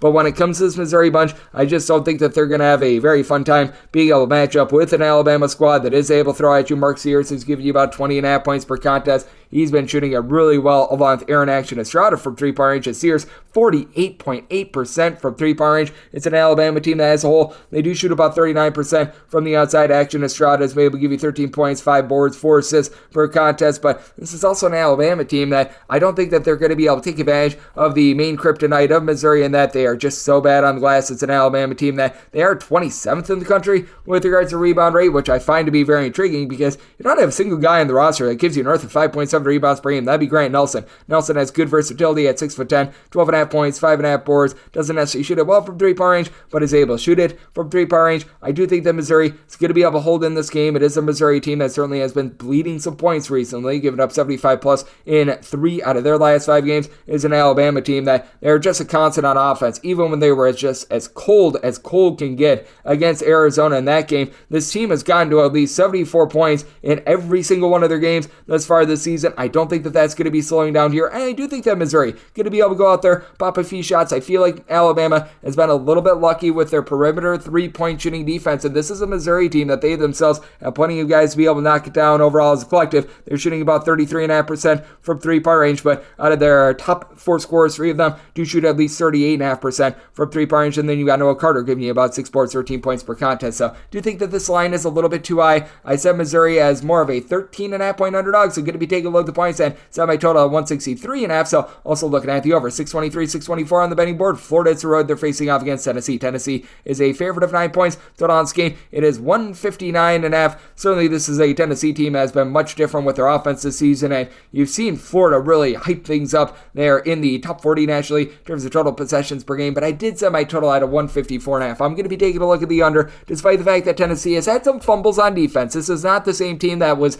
number 1 in all of college basketball in terms of points allowed on a per possession basis, but they're still a top 30 team with this regard, and despite the fact that Florida plays super duper fast, it's not like they're the world's greatest offense. They are 27th in the country in terms of points scored on a per possession basis. That said, it's not like they've been really knocking down a bunch of threes. They turn the ball over a little bit more than what I'd like, as for Florida, they've been turning the ball over about 13.3 times per contest. They shoot 33.2% from three-point range. Now they have to go up against a Tennessee squad that's not quite the same with their perimeter defense from a season ago, but they are still about 59th in the country in terms of opponents' three-point shooting percentage, and what has really been the lifeblood for this Florida team has been offensive rebounds. Guys like Alex Condon, Micah Handglon, Tyrese Samuel, all these guys give you north of 5.5 rebounds per game. They do a good job on the offensive glass. Florida, number 4 in all of college basketball, rebounding 40.4% of their missed shots, but now they go up against a Tennessee team that is one of the better teams in all of college basketball at denying those second chances, as you've got so many guys like Toby Awaka is able to do a solid job down low. Jonas Adu has been able to give you 7 rebounds per game. Tennessee, they are allowing opponents to get about 25.2% of their misses as an offensive rebound, so I do think that they're going to be able to hunker down there. Meanwhile, this is a Florida team that they do a solid job of allowing opponents to only grab about 24.7% of their missed shots as an offensive rebound as well. So I do think that you're going to see fewer second chances really on both sides in this one. And this is still a Tennessee team that, while they're not like incredible with regards to being able to generate turnovers, you still have guys like Zakai Ziegler, Santiago Vescovi, along with Josiah Jordan-James that do a solid job out there in the backcourt. You've had Zion Pullen be able to give you 5 assists, 1.2 turnovers per game, shooting 43% from three-point range. He and Walter Clayton have been able to combine for about 31 points per contest, but Will Richard shoots in the mid-30s from three-point range, 11 points per contest. Not bad, but not necessarily an elevator. And then on the flip side, you do have a Tennessee team that has Dalton connecting from three-point range, shooting about 40% from 3, 17 points per contest. But again, it's a Tennessee team that they shoot about 33.7% from the outside. Jordan Gainey has given you about 7.5 points per contest, and I do like the way that Zakai Ziegler has been able to come on for this team as well, with about 5 assists per contest. Does need to be noted that this Tennessee team has been much different on offense recently, as this is a Tennessee team that he dated back to very early December. This team has gotten to at least 72 points, and now all but 1 out of their last 10 games. So they've been able to do a very solid job of being able to consistently put up some points. Meanwhile, this is a Florida team that they themselves have now given up 72 points or fewer in 3 out of their last 5 games. Certainly this offense has been a rocket ship. They have gotten to at least 85 points in each of their last 5 games, but I do think that this is a team that could be held down. I do think that Tennessee is going to be able to flex their defensive muscle, be able to keep this game under, and I do think that Tennessee is going to be able to do a solid job on glass, something that Florida is not used to, which is why I did set Tennessee as a 10.5 point favorite. I'm going to be willing to lay the 9 with them, and did set my total at 154.5. I do think that an under bodes very well for Tennessee in this spot, so looking under and going to be willing to lay it with the Volunteers. 625, 626 on the betting board. Ohio is going to be playing us to Central Michigan. Central Michigan does find themselves as 10.5 point underdogs, and total on this game, you're going to be getting this anywhere between 145 and 145.5, and I did set my total at 148. I'm going to be taking a look at the over. It's an Ohio team that has not really shot it well from three-point range, but they have been able to find ways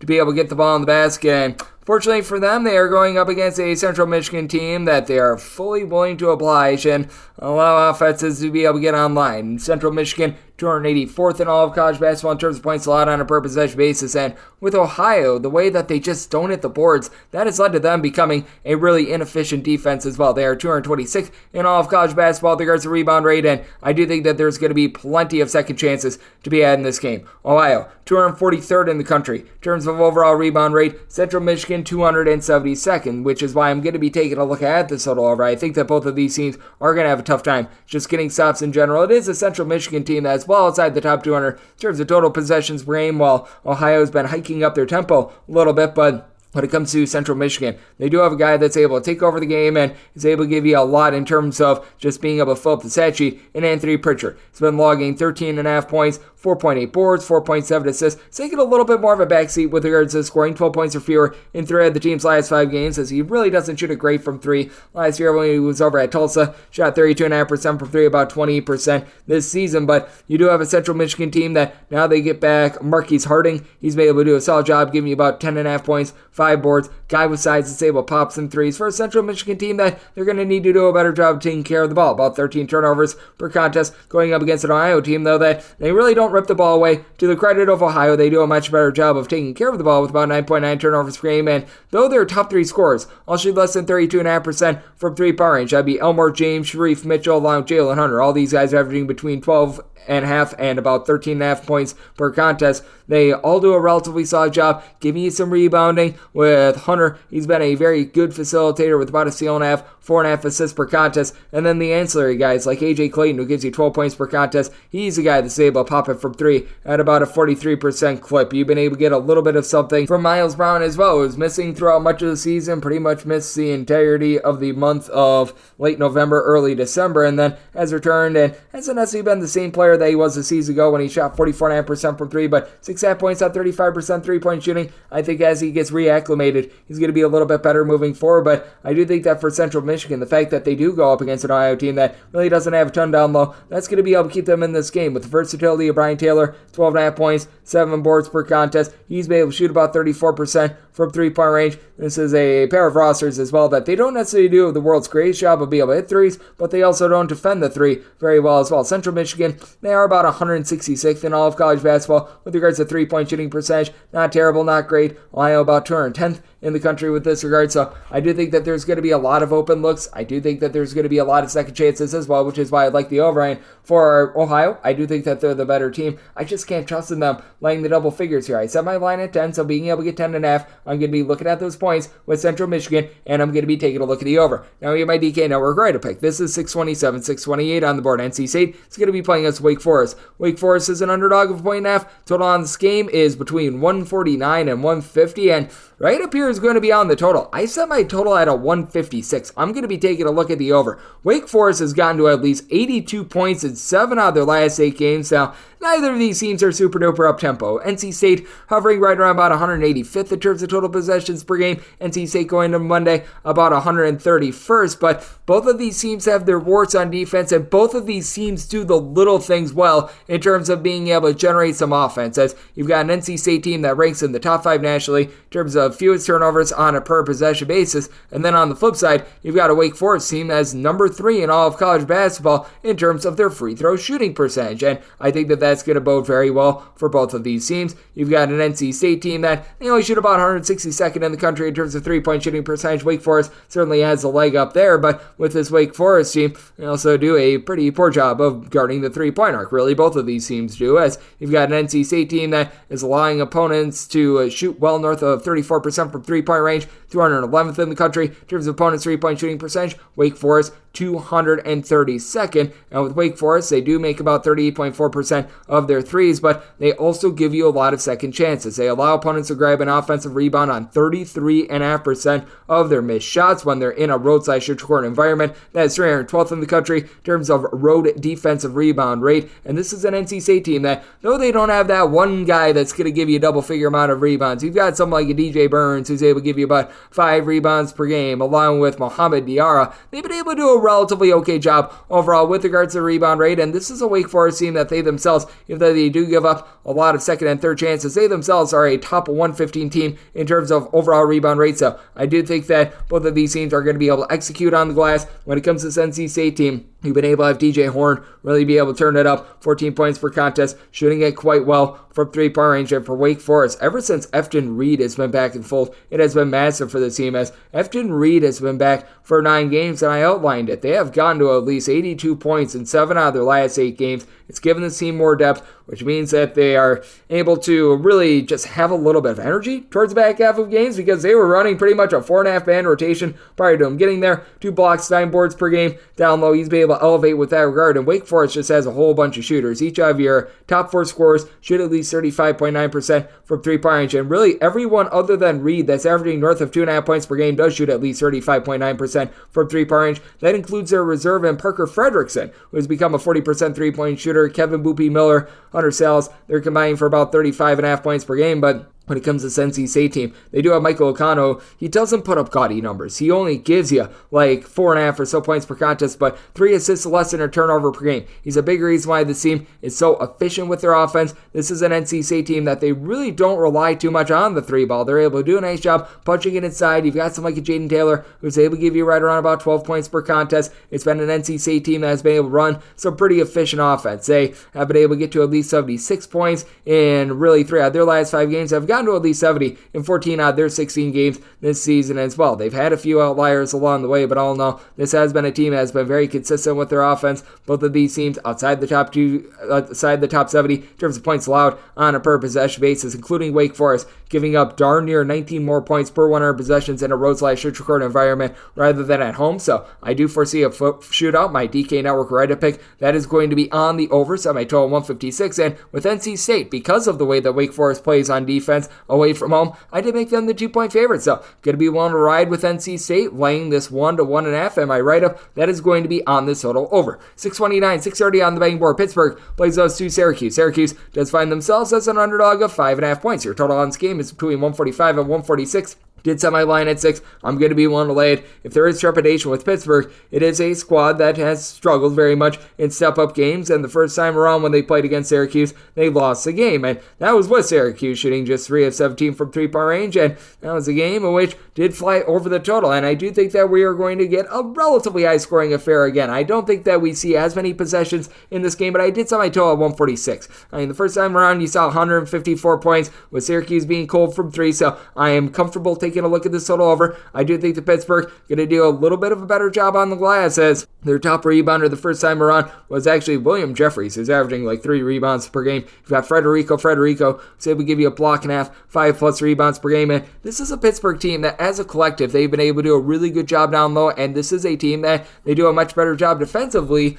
at home rather than on the road. This is a Pittsburgh team that overall, they are 34th in the country in terms of points allowed on a per possession basis, giving up 7.1 points fewer per 100 possessions at home rather than in a road/neutral court environment. Meanwhile, Syracuse is right around about 98th. They are giving up 12.5 points more per 100 possessions when they leave home, and it is a Syracuse team that they've actually been relatively solid at being able to guard the 3-point arc. Opponents are shooting less than 32.5% against them. Judah Mintz, he's been able to be just a tremendous takeover scorer, 18.5 points, 4 assists, 2.2 steals, shooting in the mid-30s from 3-point range. Still have J.J. Starlin, Malik Brown not shooting it too well from 3-point range, but they've been able to combine for about 21 points per contest. And for Syracuse, this has been a team that has done a really good job of being able to wrestle the ball away. In terms of turnovers forced on a per possession basis, this team does rank in the top 40 in all of college basketball. That said, this is a Pittsburgh team that has done a really good job of being able to take care of the ball, as you've been able to have freshman Carlton Carrington really be able to elevate this team. 14 points, 5 boards, 5 assists. Shoots only about 32%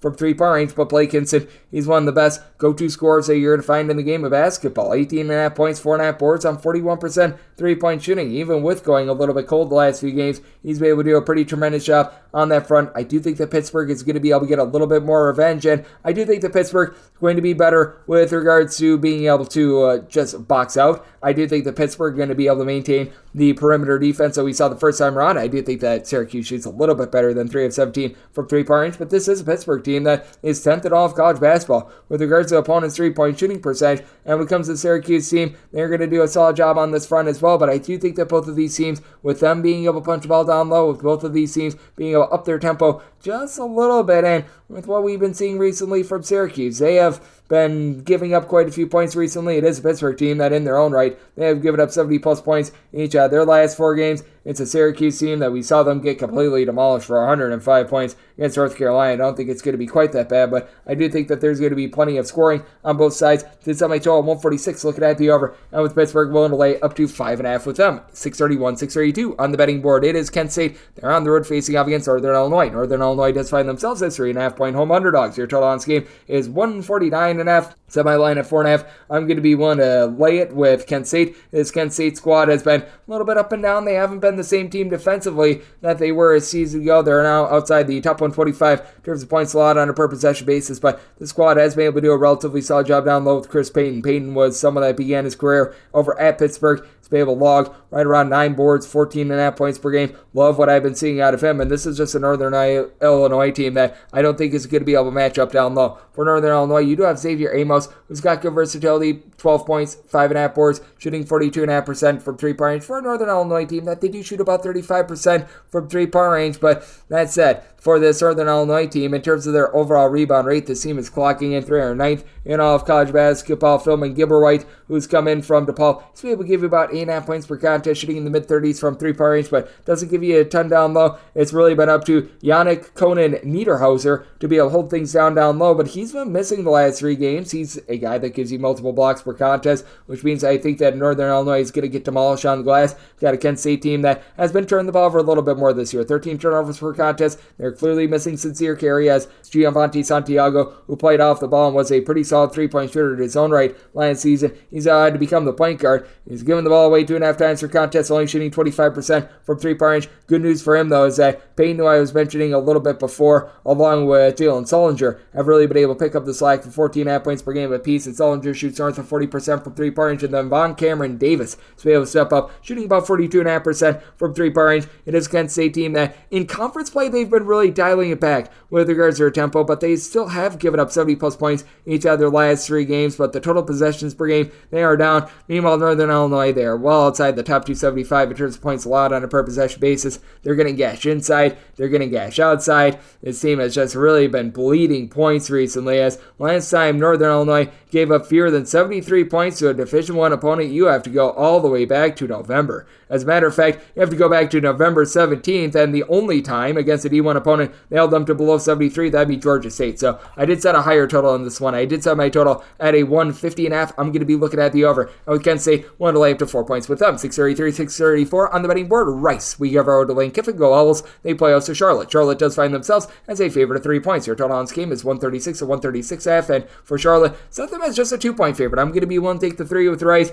Recognize that they did not pull off the outright win against South Florida. And as a matter of fact, they actually blew the cover in that game. But this is a Rice team that they're looking a little bit better right now. And I do think that it's going to be hard for Charlotte to match up with Max Fiedler. Fiedler stands 6'11", and he's got so much versatility. Not going to pop threes or anything like that, but 9.5 points, 9.5 boards, and 5 assists per contest for a Rice team that I think that they're going to see some positivity with their three-point shooting. Overall this season, shooting 31% from the outside. That is a bottom 75 mark in all of college basketball. You got Travis Evie prior to this year, never shot really below 34.5% from distance in now his 5th year on campus. Currently shooting about 31% from three-point range. And Makai Mason had a big performance last time out against South Florida. Feels like he's finally finding it. He's been able to give the team 40 points, 4 steals, 12 boards in the team's last 2 games. So I do like what I'm seeing out of him. And now the question becomes, can you get a little bit more out of the Gardner-Webb transfer and Anthony Selden? Are you able to get Aleem Hasanovic, who's been giving you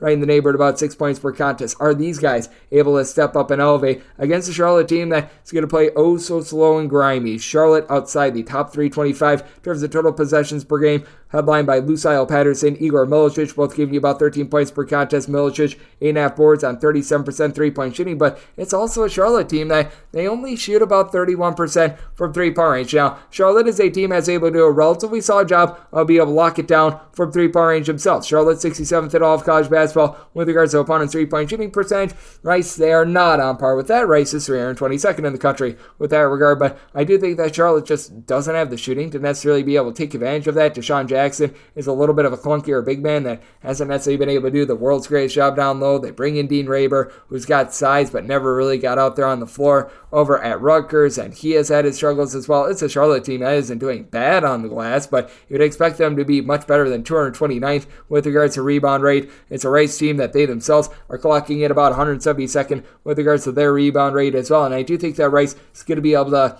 just find ways to be able to attack a Charlotte team that has been quite solid with their defense recently. They have given up 68 points of fear in 3 of their last 4 games, but that said, they are a slowed down team that, in terms of points allowed on a per possession basis, because their metrics are very much warped by their slow play, it's not like there's some sort of an amazing defense. In terms of points allowed on a per possession basis, clocking in about 134th. It's a Rice team as well outside the top 200 in their own right, and they've been gashed for 80 plus points in each of their last 4 games, so I did set my total here at 140. It's a good old situation of something's got to give, and I do think that we are going to be seeing quite a bit of scoring here, and though I do think in the end Charlotte pulls that out, I do think that Rice is able to find ways to be able to attack this team. I do think that Charlotte, they're going to be able to find some open looks as well, so looking at the over and willing to take the 3 with Rice. Go Owls. 635, 636 on the betting board. It is St. Louis on the road facing off against Dayton, and Dayton does find themselves as a 14 to a 15-point favorite with your total between 146 and 147.5. I did set Dayton as a 13.5-point favorite, so going to be willing to take the points with St. Louis. For St. Louis, it has been really tough for this team with all the injuries that they've had to overcome, but it does feel like they're starting to find their bearings, and it feels like they've now been able to get a little bit of good facilitation out of one of their freshmen, as you've got Sion Medley, who's been able to give you 3 assists per contest. Not a guy that's really going to give you a lot of scoring. It's only been logging about 4.5 points per game, but does shoot 36% from 3-point range, going up against a Dayton team that has not been the same defensively this year as they have been in past years. Typically, this is like a top 50 team in terms of points allowed on a per possession basis and a pretty anemic offense. This year, Dayton, a top 35 team in terms of points scored on a per possession basis, 120th in terms of points allowed on a per possession basis. As for Dayton, they have been much better recently with regards to their defense. In terms of the last 5 games, they have given up fewer than 70 points in every one of them, and they are going to be able to dominate this battle down low. Nate Santos, along with Dayron Holmes, been able to combine for 14.2 rebounds per game. Holmes at 6'10", letting it fly at a 44% clip from 3-point range, and for that matter, each of your top 3 scorers for Dayton shoot at least 44.4% from 3-point range. I'm sorry, I think that we're going to see a little bit of regression there. You then have Kobe Elvis, Javon Bennett, give you 7.2 assists at 2.6 turnovers per game, so they've been masters with that regard, going up against the St. Louis team that, well, they've never really been lauded for their defense ever since they have stopped making the NCAA tournament, but they hold on to the ball quite well themselves. They only turn the ball over about 11.9 times per contest in terms of points allowed on a per possession basis. This is a St. Louis team that they're clocking in right in the neighborhood about 320 seconds, so that's been a pretty lackadaisical effort, but do have Gibson Jimerson, who's able to shoot about 39.5% from 3-point range, and for that matter, each of the top 3 scorers for the St. Louis team that has been able to shoot at least 1 3 this season. They're all shooting at least 37.5% from the outside, so they should be able to do a solid job with that regard, and they did have Sincere Parker try to give it a go against St. Joe's a few nights ago. He only played 3 minutes, so you have to be wondering if you're going to see anything out of him. I still think he's going to be out of the fold, but it is something that I do think is at the very least worth taking note of, as you are going to have Bradley Rosario out there in the fold, as he was one of those 2-time transfers that was not allowed to play to begin the season. He's given the team double figures in all 5 of their games and has been able to log at least 5 rebounds in every one of them as well. He has really been able to elevate this team ever since he has been out there on the floor. They have scored 70 plus points in all but one of these games. Now they're giving it up defensively. 74 plus points surrendered in all 5 games that he's been out there, but they certainly have been much more lively with him out there. You've been able to have Terrence Hargrove be a little bit of a versatile player, 13 points, 6 boards per contest, so I do think that this is a spunky bunch in St. Louis that is going to be able to hold in there. I did set my total at a 141.5. I do think that we are going to see this Dayton team cool down with regards to their 3-point shooting. I do think that St. Louis is going to be able to hunker down just a little bit more with regards to their defense. Dayton has been slowing things down there, so a bottom 40 team in terms of total possessions per game, so did set my total 141.5, looking at the under, and at 14 plus, going to be taking the points with St. Louis. 637, 638 on the betting board. Temple, we give our ode to Lane Kiffin. Go Owls. They hit hit the road to face off against SMU. SMU is a 13.5 to a 14-point favorite. Your total on this game is 138, and with SMU, I did set them as a favorite of 12 points, so I'm going to be willing to take a look at these points. It's a Temple squad that certainly has been having their struggles from three-point range. They're in the bottom 75 in all of college basketball in terms of three-point shooting percentage, hovering right in that neighborhood about 31%, but Xavier Miller is someone that has been impressing me. 4.5 assists, is able to give you 16 points per contest for a Temple squad that they do a solid job of taking care of the ball. They only turn the ball over 10.5 times per game. Just all about that shot selection. They are shooting 37.9% from the floor as a collective. That's one of the worst marks for a team outside the SWAC/MEAC in all of college basketball, and it is a Temple team that has had a tough time being able to guard the three-point arc as well. Temple allowing teams to shoot about 34.5% from distance, 243rd in all of college basketball, and actually allowing opponents to shoot only about 33.5% in a road/neutral court environment, 36.6% at home. And this is an SMU team that has really hunkered down on defense. Top 25 team in terms of points allowed on a per possession basis. You're not going to get too many open looks from three-point range against them. They are number one in all of college basketball in terms of opponents' three-point shooting percentage. For SMU, they've been able to have Chuck Harris be able to get the team double figures. He's been able to shoot darn near 40% from three-point range. But outside of Chuck Harris, it is a team that is very touch and go in terms of their offense. As you've got Tariq Phillips, who's been able to give you 14 plus points per contest, but he really doesn't shoot it well from three-point range. He does a nice job coming up with 2+ steals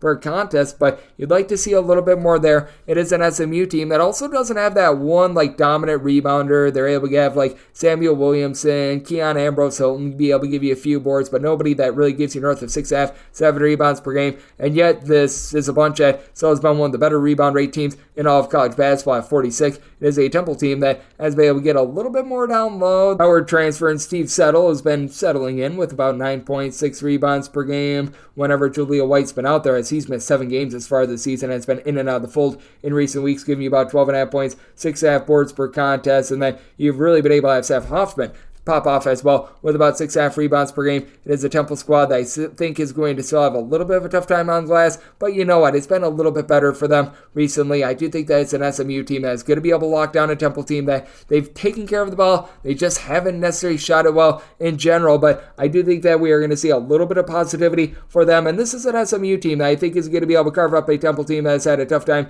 being able to guard the arc as well. It is an SMU team that, as well, they've been able to emerge a little bit more with their offense. It's not necessarily been the most magical of rides for the team thus far this season, but they still have been able to get to at least 74 points in 4 out of their last 7 games. As a matter of fact, I believe it is now up to 5 out of their last 8. So I did set my total out of 140. I'm going to be willing to take a look at the over. Anything north of 12, going to be taking a look at the points with Temple. Go Owls. 639, 640 on the betting board. Kansas State plays us to Baylor. Baylor is a 1.5 to a 2.5 point road favorite. Your total is 142.5 with Baylor. Set them as 4.5 point favorites. I'm going to be willing to lay this number. It is a Kansas State team that's honestly playing some relatively solid defense. The offense is just nowhere near what it was a season ago. It's Arthur Kaluma. Give him credit for being able to elevate in terms of being able to hit the glass, becoming a more well-rounded player. 14.5 points, 8 boards, shooting 38.5% from three-point range. But it's a Kansas State squad that has turned the ball over 14.5 times per contest. And for Kansas State, a lot of their offensive numbers have actually been quite warped.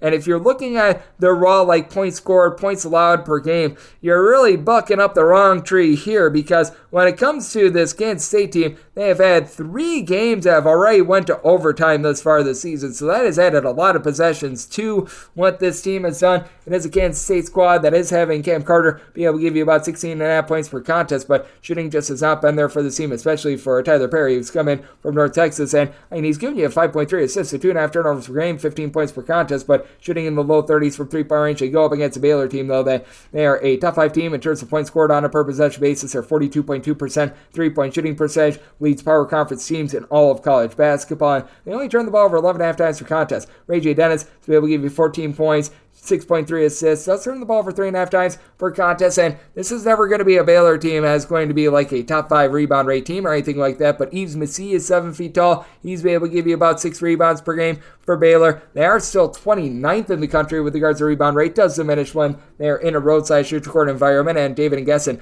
on the flip side for Kansas State has been able to give you about 8.2 rebounds per game for a Kansas State squad that has sort of had to reinvent themselves. Kansas State actually 36th in all of college basketball with regards to rebound rate. Will McNair has been able to do a solid job. Baylor's going to look to get out in space. They're going to look to bury a bunch of shots. Meanwhile, this is a Kansas State team that they're going to look to play this a little bit closer to the vest. Kansas State has actually been very tremendous with their defense recently, as this is a bunch that has now given up in regulation, because we have seen a whole bunch of games go to overtime for this team. So regulation and regulation only, they have given up 70 points or fewer, and now 12 out of their last 14 games in regulation. So I do think that Kansas State is actually going to be able to hold down Baylor a little bit, but I think that this comes down to late game fouling. I just flat out think that Baylor is going to be able to execute late in this game as well. And if there is a little bit of a kryptonite that you got with this Kansas State team, while they do such a great job down low, at home they do allow opponents to shoot 34.8% from three-point range. That's where Baylor buries them. I did set this line at a 4.5. I'm going to be willing to lay with Baylor. Did set my total 146.5, so also looking at the over. 641, 642 on the betting board. It is St. John's. They they're facing off against Seton, and Seton is a very small home underdog of a point. Total on this game is 146.5.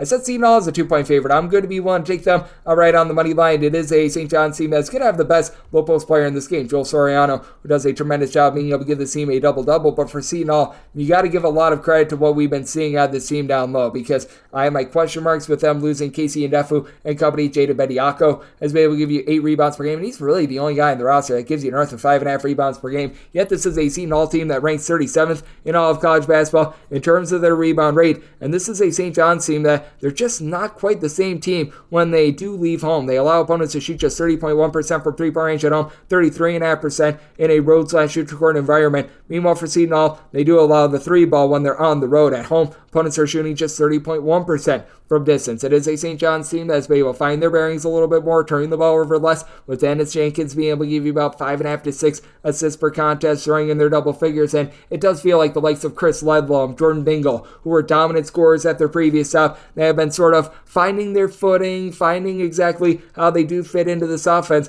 But at the same time, I do think that it is a Seton team that's going to be able to do a good job with their big three in the backcourt. Even with Kadari Richmond just not hitting threes to save his life, he has been one of the better defensive guards in the Big East. He's been able to do a good job of being able to provide it all other than his three-point shooting. 6.5 boards, 4.5 assists, 2 steals, 16.5 points per game. And then Elamir Dawes, Dre Davis, both averaging approximately 13.4 points per contest. Both started very rough from three-point range. Now both are shooting between 35.5 and 36.5% from three-point range. And Dylan Adi Awusu, he was playing over at St. John's last season. You know that he would love to stick it to his old team. Comes in, haven't scored at least 9 points in 3 out of his last 4 games, and has had 8 steals in the last 3 games as well. I do think that Seton is coming into their own. If you look at their overall defensive metrics for the season, not amazing, 137th in the country in terms of points allowed on a per possession basis, but they are allowing 14.2 points fewer per 100 possessions at home, and I do think that they hold down the St. John's team. Set by total 146, so you're at the 146.5, diving under, and with Seton taking them out right on the money line, made them the 2-point favorite. 643, 644 on the betting board. Colorado State is going to be playing against Air Force, and Air Force is an underdog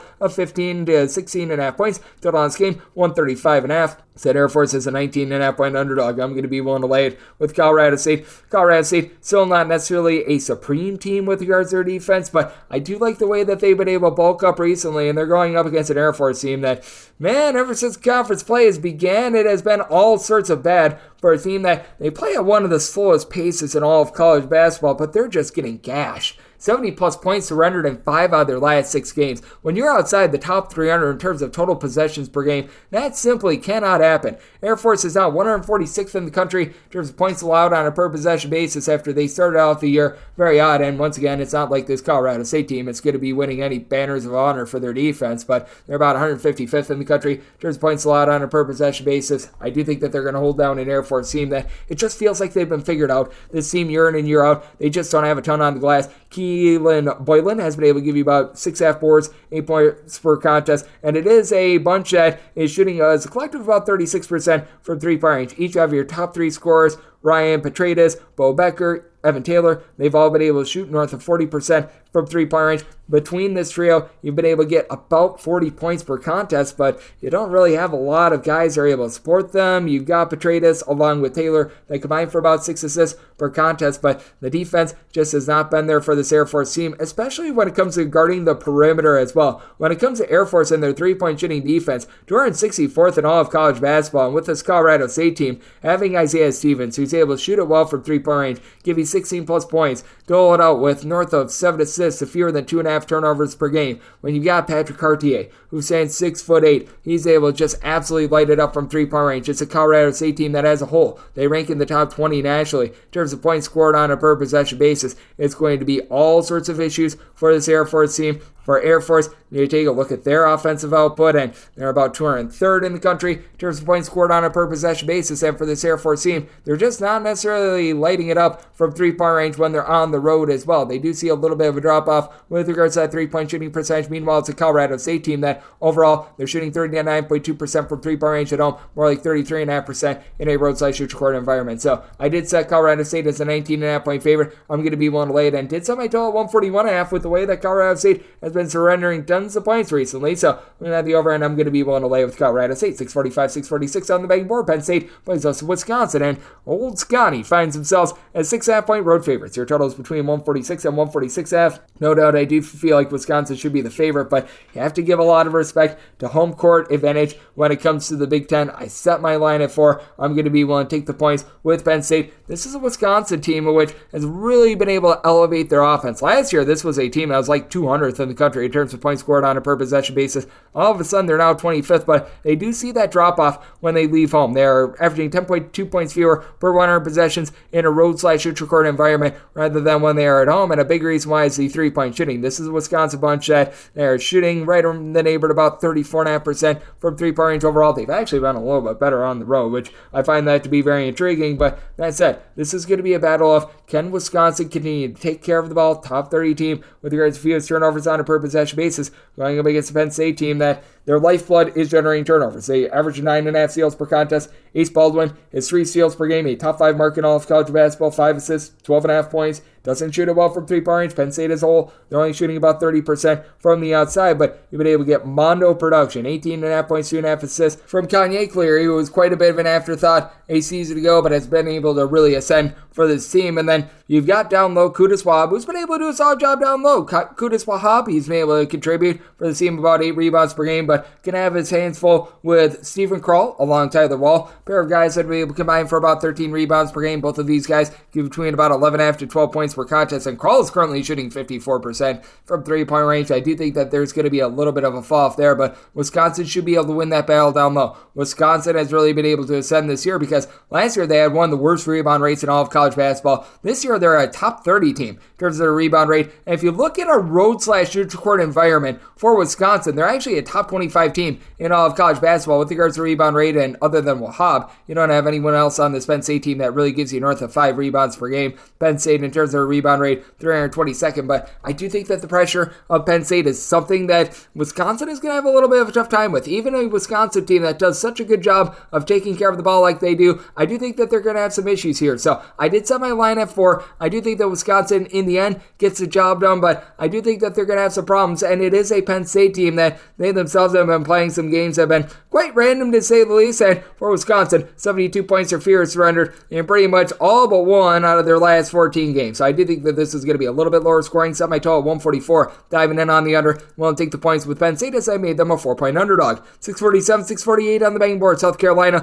plays us at Georgia. Auga is a 4.5-point underdog. Your total is between 136.5 and 137 with Georgia. I did set them as an underdog of 6 points. I'm going to be willing to lay it with South Carolina. The more I watch this South Carolina team, the more I am impressed because they don't necessarily do a lot tremendously. They had a very hot start from three-point range to begin the season. That has now tapered off. They're now shooting about 33.5% as a collective, but they've still been able to maintain. This despite the fact that they've got one guy in the roster that gives you north of 4.4 rebounds per game. That'd be BJ McTruck, who's been able to give you about 13.5 points per game, but really the key to this all is Talon Cooper. He gives you 9.5 points, 4.4 boards, 4.3 assists per game, but what he does a good job of not turning it over. He only turns the ball over about once per contest. You've got a good go-to scorer, Amici Johnson, who's been able to give you about 17 points per game, but for South Carolina, they do a great job of being able to rebound by committee. 44th in all of college basketball in that regard. Meanwhile, Georgia, they're about 220th with this regard. The 7-footer Russell Chewa has been able to give you about 6.5 rebounds per game, and then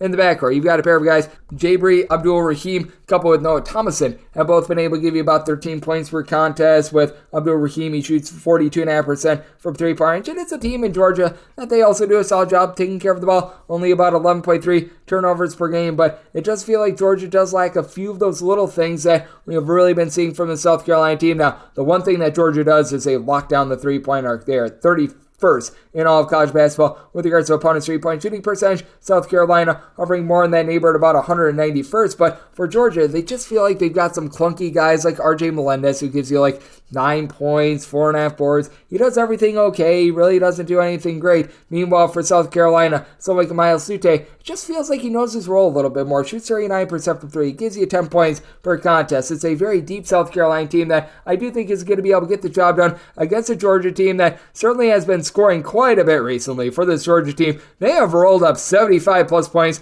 in each of their last, now 6 games. Actually, you're able to go back a little bit further. You're able to go 8 out of their last 9 games. Meanwhile, it is a South Carolina team that they themselves have done a tremendous job with their defense in regulation, because they had their game against Missouri go to overtime. So if you're looking regulation and regulation only, this team has allowed fewer than 70 points in just 1 out of their last 9 games. So that has been tremendous. And the game that they gave up north of 70 points, that was to Alabama. And I believe that they have given up north of 70 points 3 times all season long. So something's got to give. But I did set my total at a 140. I do think that Georgia's still going to find a way to get theirs. But I do think that South Carolina executes to get a win and cover in a game that could involve some late game fouling. So did set my total at 140. Looking at the over of South Carolina, willing to lay up to 5.5 with them. 649, 650 on the betting board. Texas A&M, it's a road face-off against Arkansas. Arkansas is a 2 to a 3-point home underdog. Total on this game, 145.5. Maybe I'm out here on an island, but I still have some respect for Bud Walton Arena, and I do have to factor in the fact that Texas A&M has not guarded the arc to save their lives.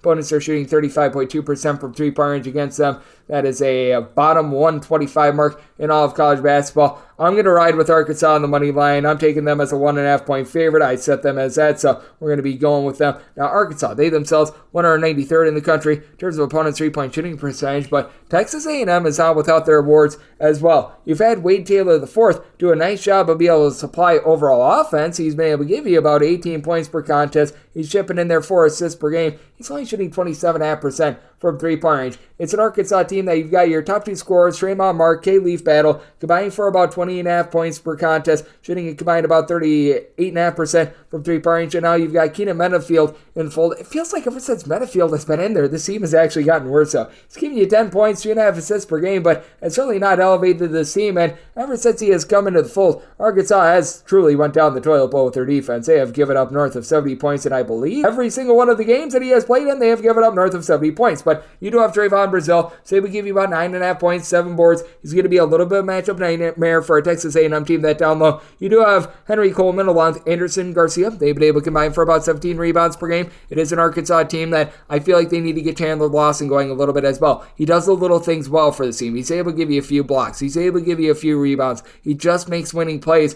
for the team. We saw that be very evident when this team was able to take down Duke a little bit earlier in the season, and this is going to elevate an Arkansas team that's only about 163rd in all of college basketball with regards to rebound rate. And Texas A&M, they are number 8. So that is one thing that Texas A&M has been able to do very well. And Texas A&M, they only turn the ball over about 10.5 times per game. They do generate a few steals, but hasn't been what it has been in the past. And right now, the main bugaboo for Texas A&M has just been being able to put the ball in the basket. If you take out games that involve the SWAC and the Southland Conference, this is a Texas A&M team that has been held fewer than 70 points in now 4 of their last 5 games against, I guess you could call it, air quotes, real opponents. Meanwhile, this is an Arkansas team that they just continue to get gashed time and time again on defense. So opposite problems and 2 teams heading in the wrong direction, but I do think that Arkansas gets it done. I do think that Arkansas continues to give up points, and I do see some positivity coming for this Texas A&M offense and their 3-point shooting, but I think that they continue to get gashed from beyond the arc as well. So I did set my total at a 149.5, looking over, and I'm taking Arkansas outright on the money line. 651, 652 on the betting board. Kansas sits the road face-off against Oklahoma State. Oklahoma State is a 6 to a 6.5 point home underdog. Totals between 138 and 139.5. Oklahoma State I did set as a 6.5 point underdog. So here at the 6, I'm going to be willing to lay it. I feel like Kansas was really getting that wake-up call when they lost to Central Florida, and now they are back in full force. That second half against Oklahoma, I think, was big. And for Oklahoma State, it just feels like this team doesn't really have an identity. They don't necessarily do one thing terrible, because you've got Javon Smalls come up big for the team. 5 boards, 4.5 assists, 15 points on 40.5% three-point shooting, and this is a much better three-point shooting team than they have been in the past. They're shooting about 36.5%, 37.5% from three-point range. It's still a team that's about 67th in all of college basketball with regards to rebound rate, but this is a Kansas team that's actually had their rebounding travel. They're a top 50 team in all of college basketball with regards to rebound rate, top 40 team in a road/shoot-record environment, and for Kansas, I just feel like they're the better defense in this spot. In terms of points allowed on a per-possession basis, that has been the bread and butter of Kansas, 30th in the country, and they only allow 0.4 of a point more per 100 possessions in a road/shoot-record environment than at home. And as a matter of fact, for Kansas, they're a top 10 team in all of college basketball with regards to defensive efficiency when they're in a road/shoot-record environment. They've done a nice job of being able to cut off the three-point arc, and that is where Oklahoma can get gashed a little bit. This is an Oklahoma State squad that they do allow opponents to shoot right around about 32.2% from three-point range when they are at home. They've got Hunter Dickinson on their hands. As for Hunter Dickinson, he gives you 15 plus points, 11 plus boards, and he's still shooting 50% from three-point range. I continue to think that there's going to be a regression. He continues to defy the odds. And for Kansas, they have done a really good job of cutting off the three-point arc themselves. Opponents are shooting 29% from three-point range when they are away from home, so this has been incredibly tremendous. And for Oklahoma State, they were banking on Isaiah Miranda, the 7'1" big man, to really be able to elevate the team. Played 3 games, has not been seen ever since then. That has really held them back down low, as right now your leader in rebounds is Keon Williams, who gives you 7 points, 6.5 rebounds. Good luck guarding Hunter Dickinson. And then Kevin McCullough. He's got all sorts of versatility. 20 points, 6.5 boards, 4.5 assists, shooting 37% from three-point range. And then you throw in there the just overall wideliness of Dwan Harris. He actually has more assists than points, 7.1 assists to 6.9 points per contest, but shoots 44% from three-point range.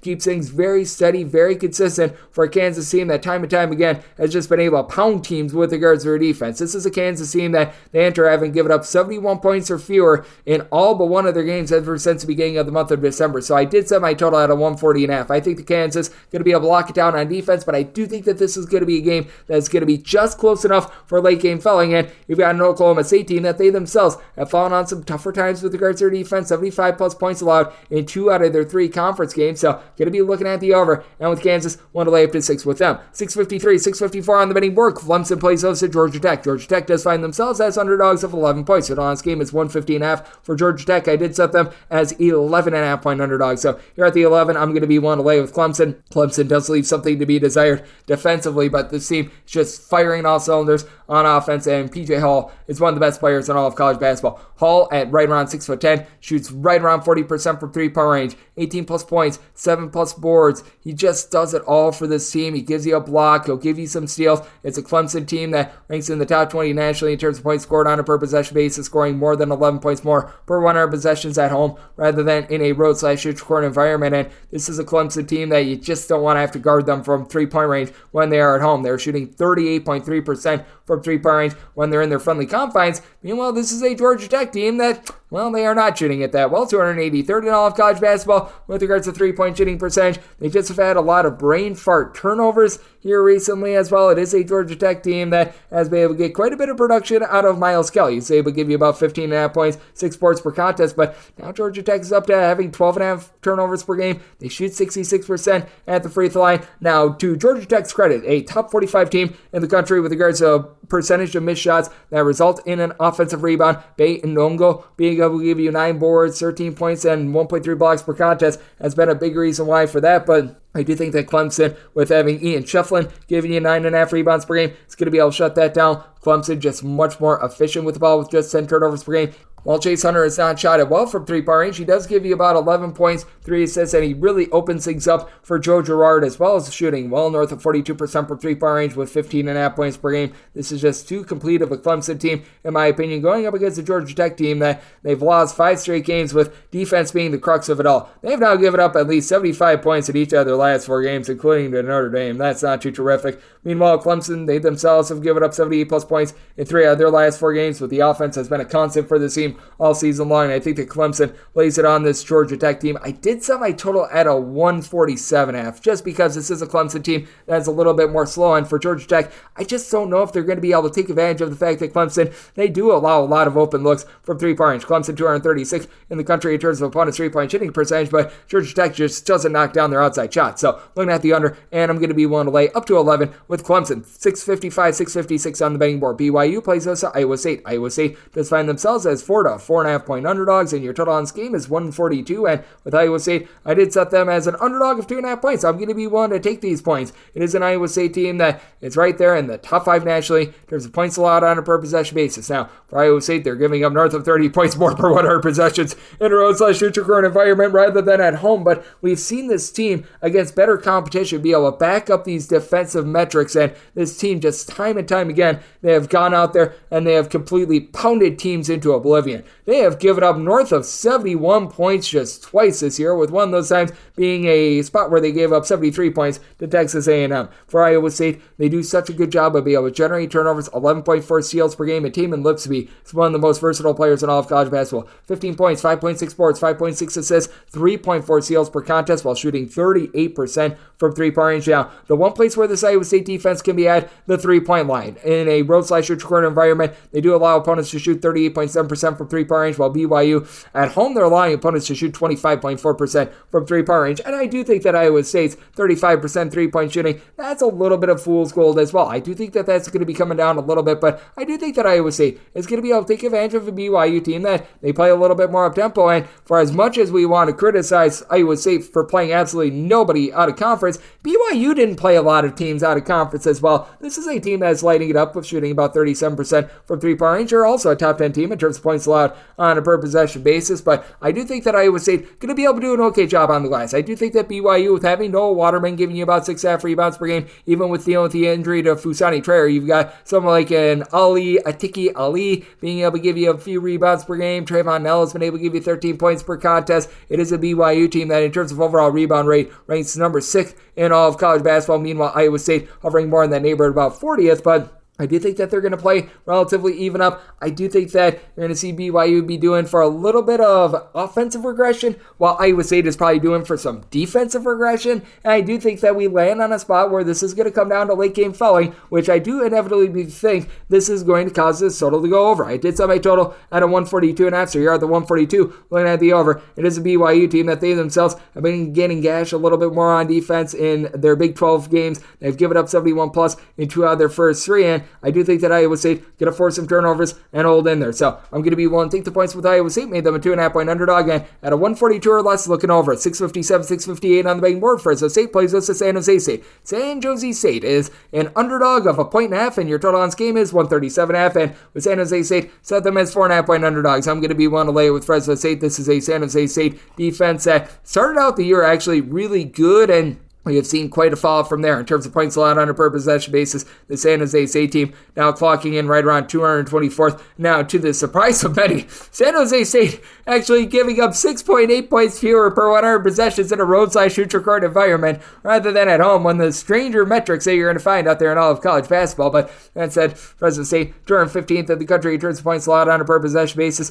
More traditional split, though. They are giving up 14.9 points fewer per 100 possessions when they are at home. But for Fresno State, I do think that their three-point shooting is going to be able to win the day for them. You've got Xavier DeSalle, who comes in from Wyoming. He's been able to do a solid job giving this team double figures. He's been able to shoot about 41.5% from three-point range, and then Donovan Yap continues to shoot about 36.5% from three-point range. The big key for Fresno State is just being able to take care of the ball. They have turned the ball over about 14 times per contest, and if they're able to do that, they're going to be able to carve up a San Jose State team that's 268th in all of college basketball in terms of opponents' three-point shooting percentage, while this is a Fresno State team that they themselves 295th in the country in terms of opponents' three-point shooting percentage, but allowing opponents to shoot 38.3% from three-point range in a road/neutral court environment. This falls all the way to about 31.5% when they're at home. And for San Jose State, this is not a team that necessarily gets a lot of ball pressure on you. About 253rd in all of college basketball in terms of turnovers forced on a per possession basis. And the bread and butter lies here of the San Jose State team was having all their big men down low. They've lost quite a few, like Abrima Diallo to the transfer portal. Robert Viola is out for the entirety of the season. So that means that Eduardo Andre 3000, along with Anyak Boyaki, who have been able to combine for 13.8 boards and about 2 blocks per contest, should be able to win that battle down low for San Jose State. It's really a 4-man team, as you've got Alvaro Cardenas, who's been your main facilitator, 6 assists, 14 points per contest, with Myron Amy Jr. being able to be your main scorer with about 15.5 points per game. Between the two of them, they shoot about 37.5% from 3, and then Tibet Groner, Trey Anderson, they combine for about 24.5 points per contest as versatile 6'6", 6'7" guys guys that both shoot about 36.5% from 3. And to the credit of San Jose State, they only turn the ball over about 10 times per contest, and they're playing a little bit faster this season. But this is also a San Jose State team that if they're not really draining threes,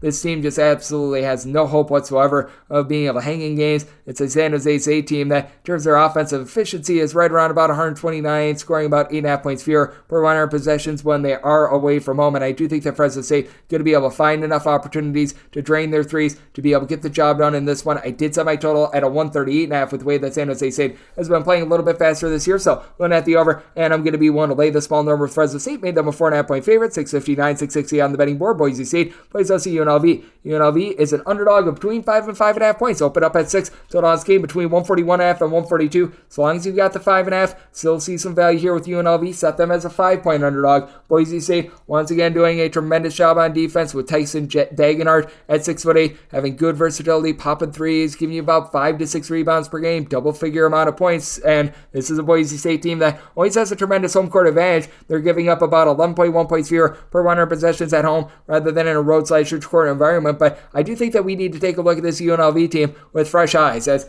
this team is currently 230th in all of college basketball in terms of points allowed on a per possession basis. They were getting just absolutely clobbered before having both of the Boone brothers in the fold. But ever since you got eligible Keelan Boone to be able to pair up with his brother Caleb Boone, this has been a completely different UNLV team. Now, they did give up 87 points over the weekend to Utah State, but prior to that, they had allowed in just one of their games with both of these guys out there on the floor north of 70 points, and that was to New Mexico, a game that they were able to win on their own floor. And they've got a freshman point guard in Dedrin Thomas who's really been able to elevate. 6.6 assists per contest, top 10 mark in all of college basketball, shooting 36.5% from 3, and UNLV does not beat themselves. They only give the ball away about 10.7 times per contest, shoot about 34% from 3-point range, and this is a Boise State team that they're looking for their man to be able to lead the offense, as you've got Chibuzo Egbo, who's been able to do a nice job as an off-the-ball scorer, 15 points on 46% 3-point shooting, but right now your main facilitator is Cam Martin, a 6'9" do-it-all player with about 2.5 assists, 6.5 points, 5.5 rebounds per game.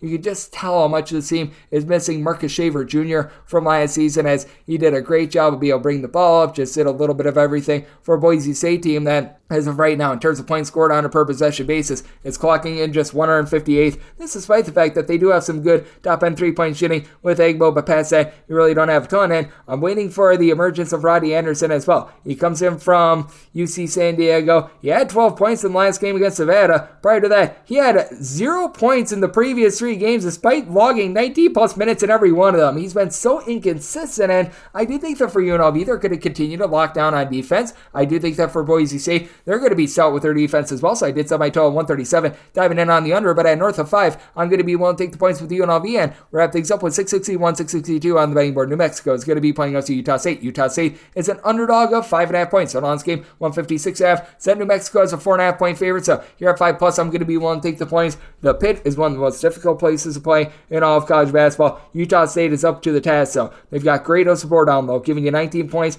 9.5 boards per contest for a Utah State team that they've had all the success that they've had, despite the fact that they only shoot right around 32.5% from 3-point range. This is just a well-rounded, good coach team by Danny Sprinkle that has been able to do some amazing work when they've been away from home as well. This is a Utah State team that, in terms of points allowed on a per possession basis, right now they're clocking in 58th in all of college basketball, but they're actually giving up about 5.8 points fewer per 100 possessions in a road/neutral court environment. In terms of points allowed per possession away from home, they are number 6 in all of college basketball, going up against a New Mexico team that now they finally have their trio in the backcourt all healthy, as Jamal Mashburn Jr. has been your top scorer with about 16.5 points per contest, but only shoots about 31% from 3, and then Jalen Ellis, Jonathan Dent, they're combining for about 31 points, 10 assists, 4.5 steals. These guys have been tremendous, and then JT Toppin, Jr. Joseph combining for 16 rebounds. That has been quite a coup for the team as well. You've got also Jamerrill Baker has been able to shoot 41% from 3-point range coming in off the bench for this team as well. So it's a very well-rounded New Mexico team that you know is going to run it and gun it. But what a lot of people don't know about New Mexico is that this has also been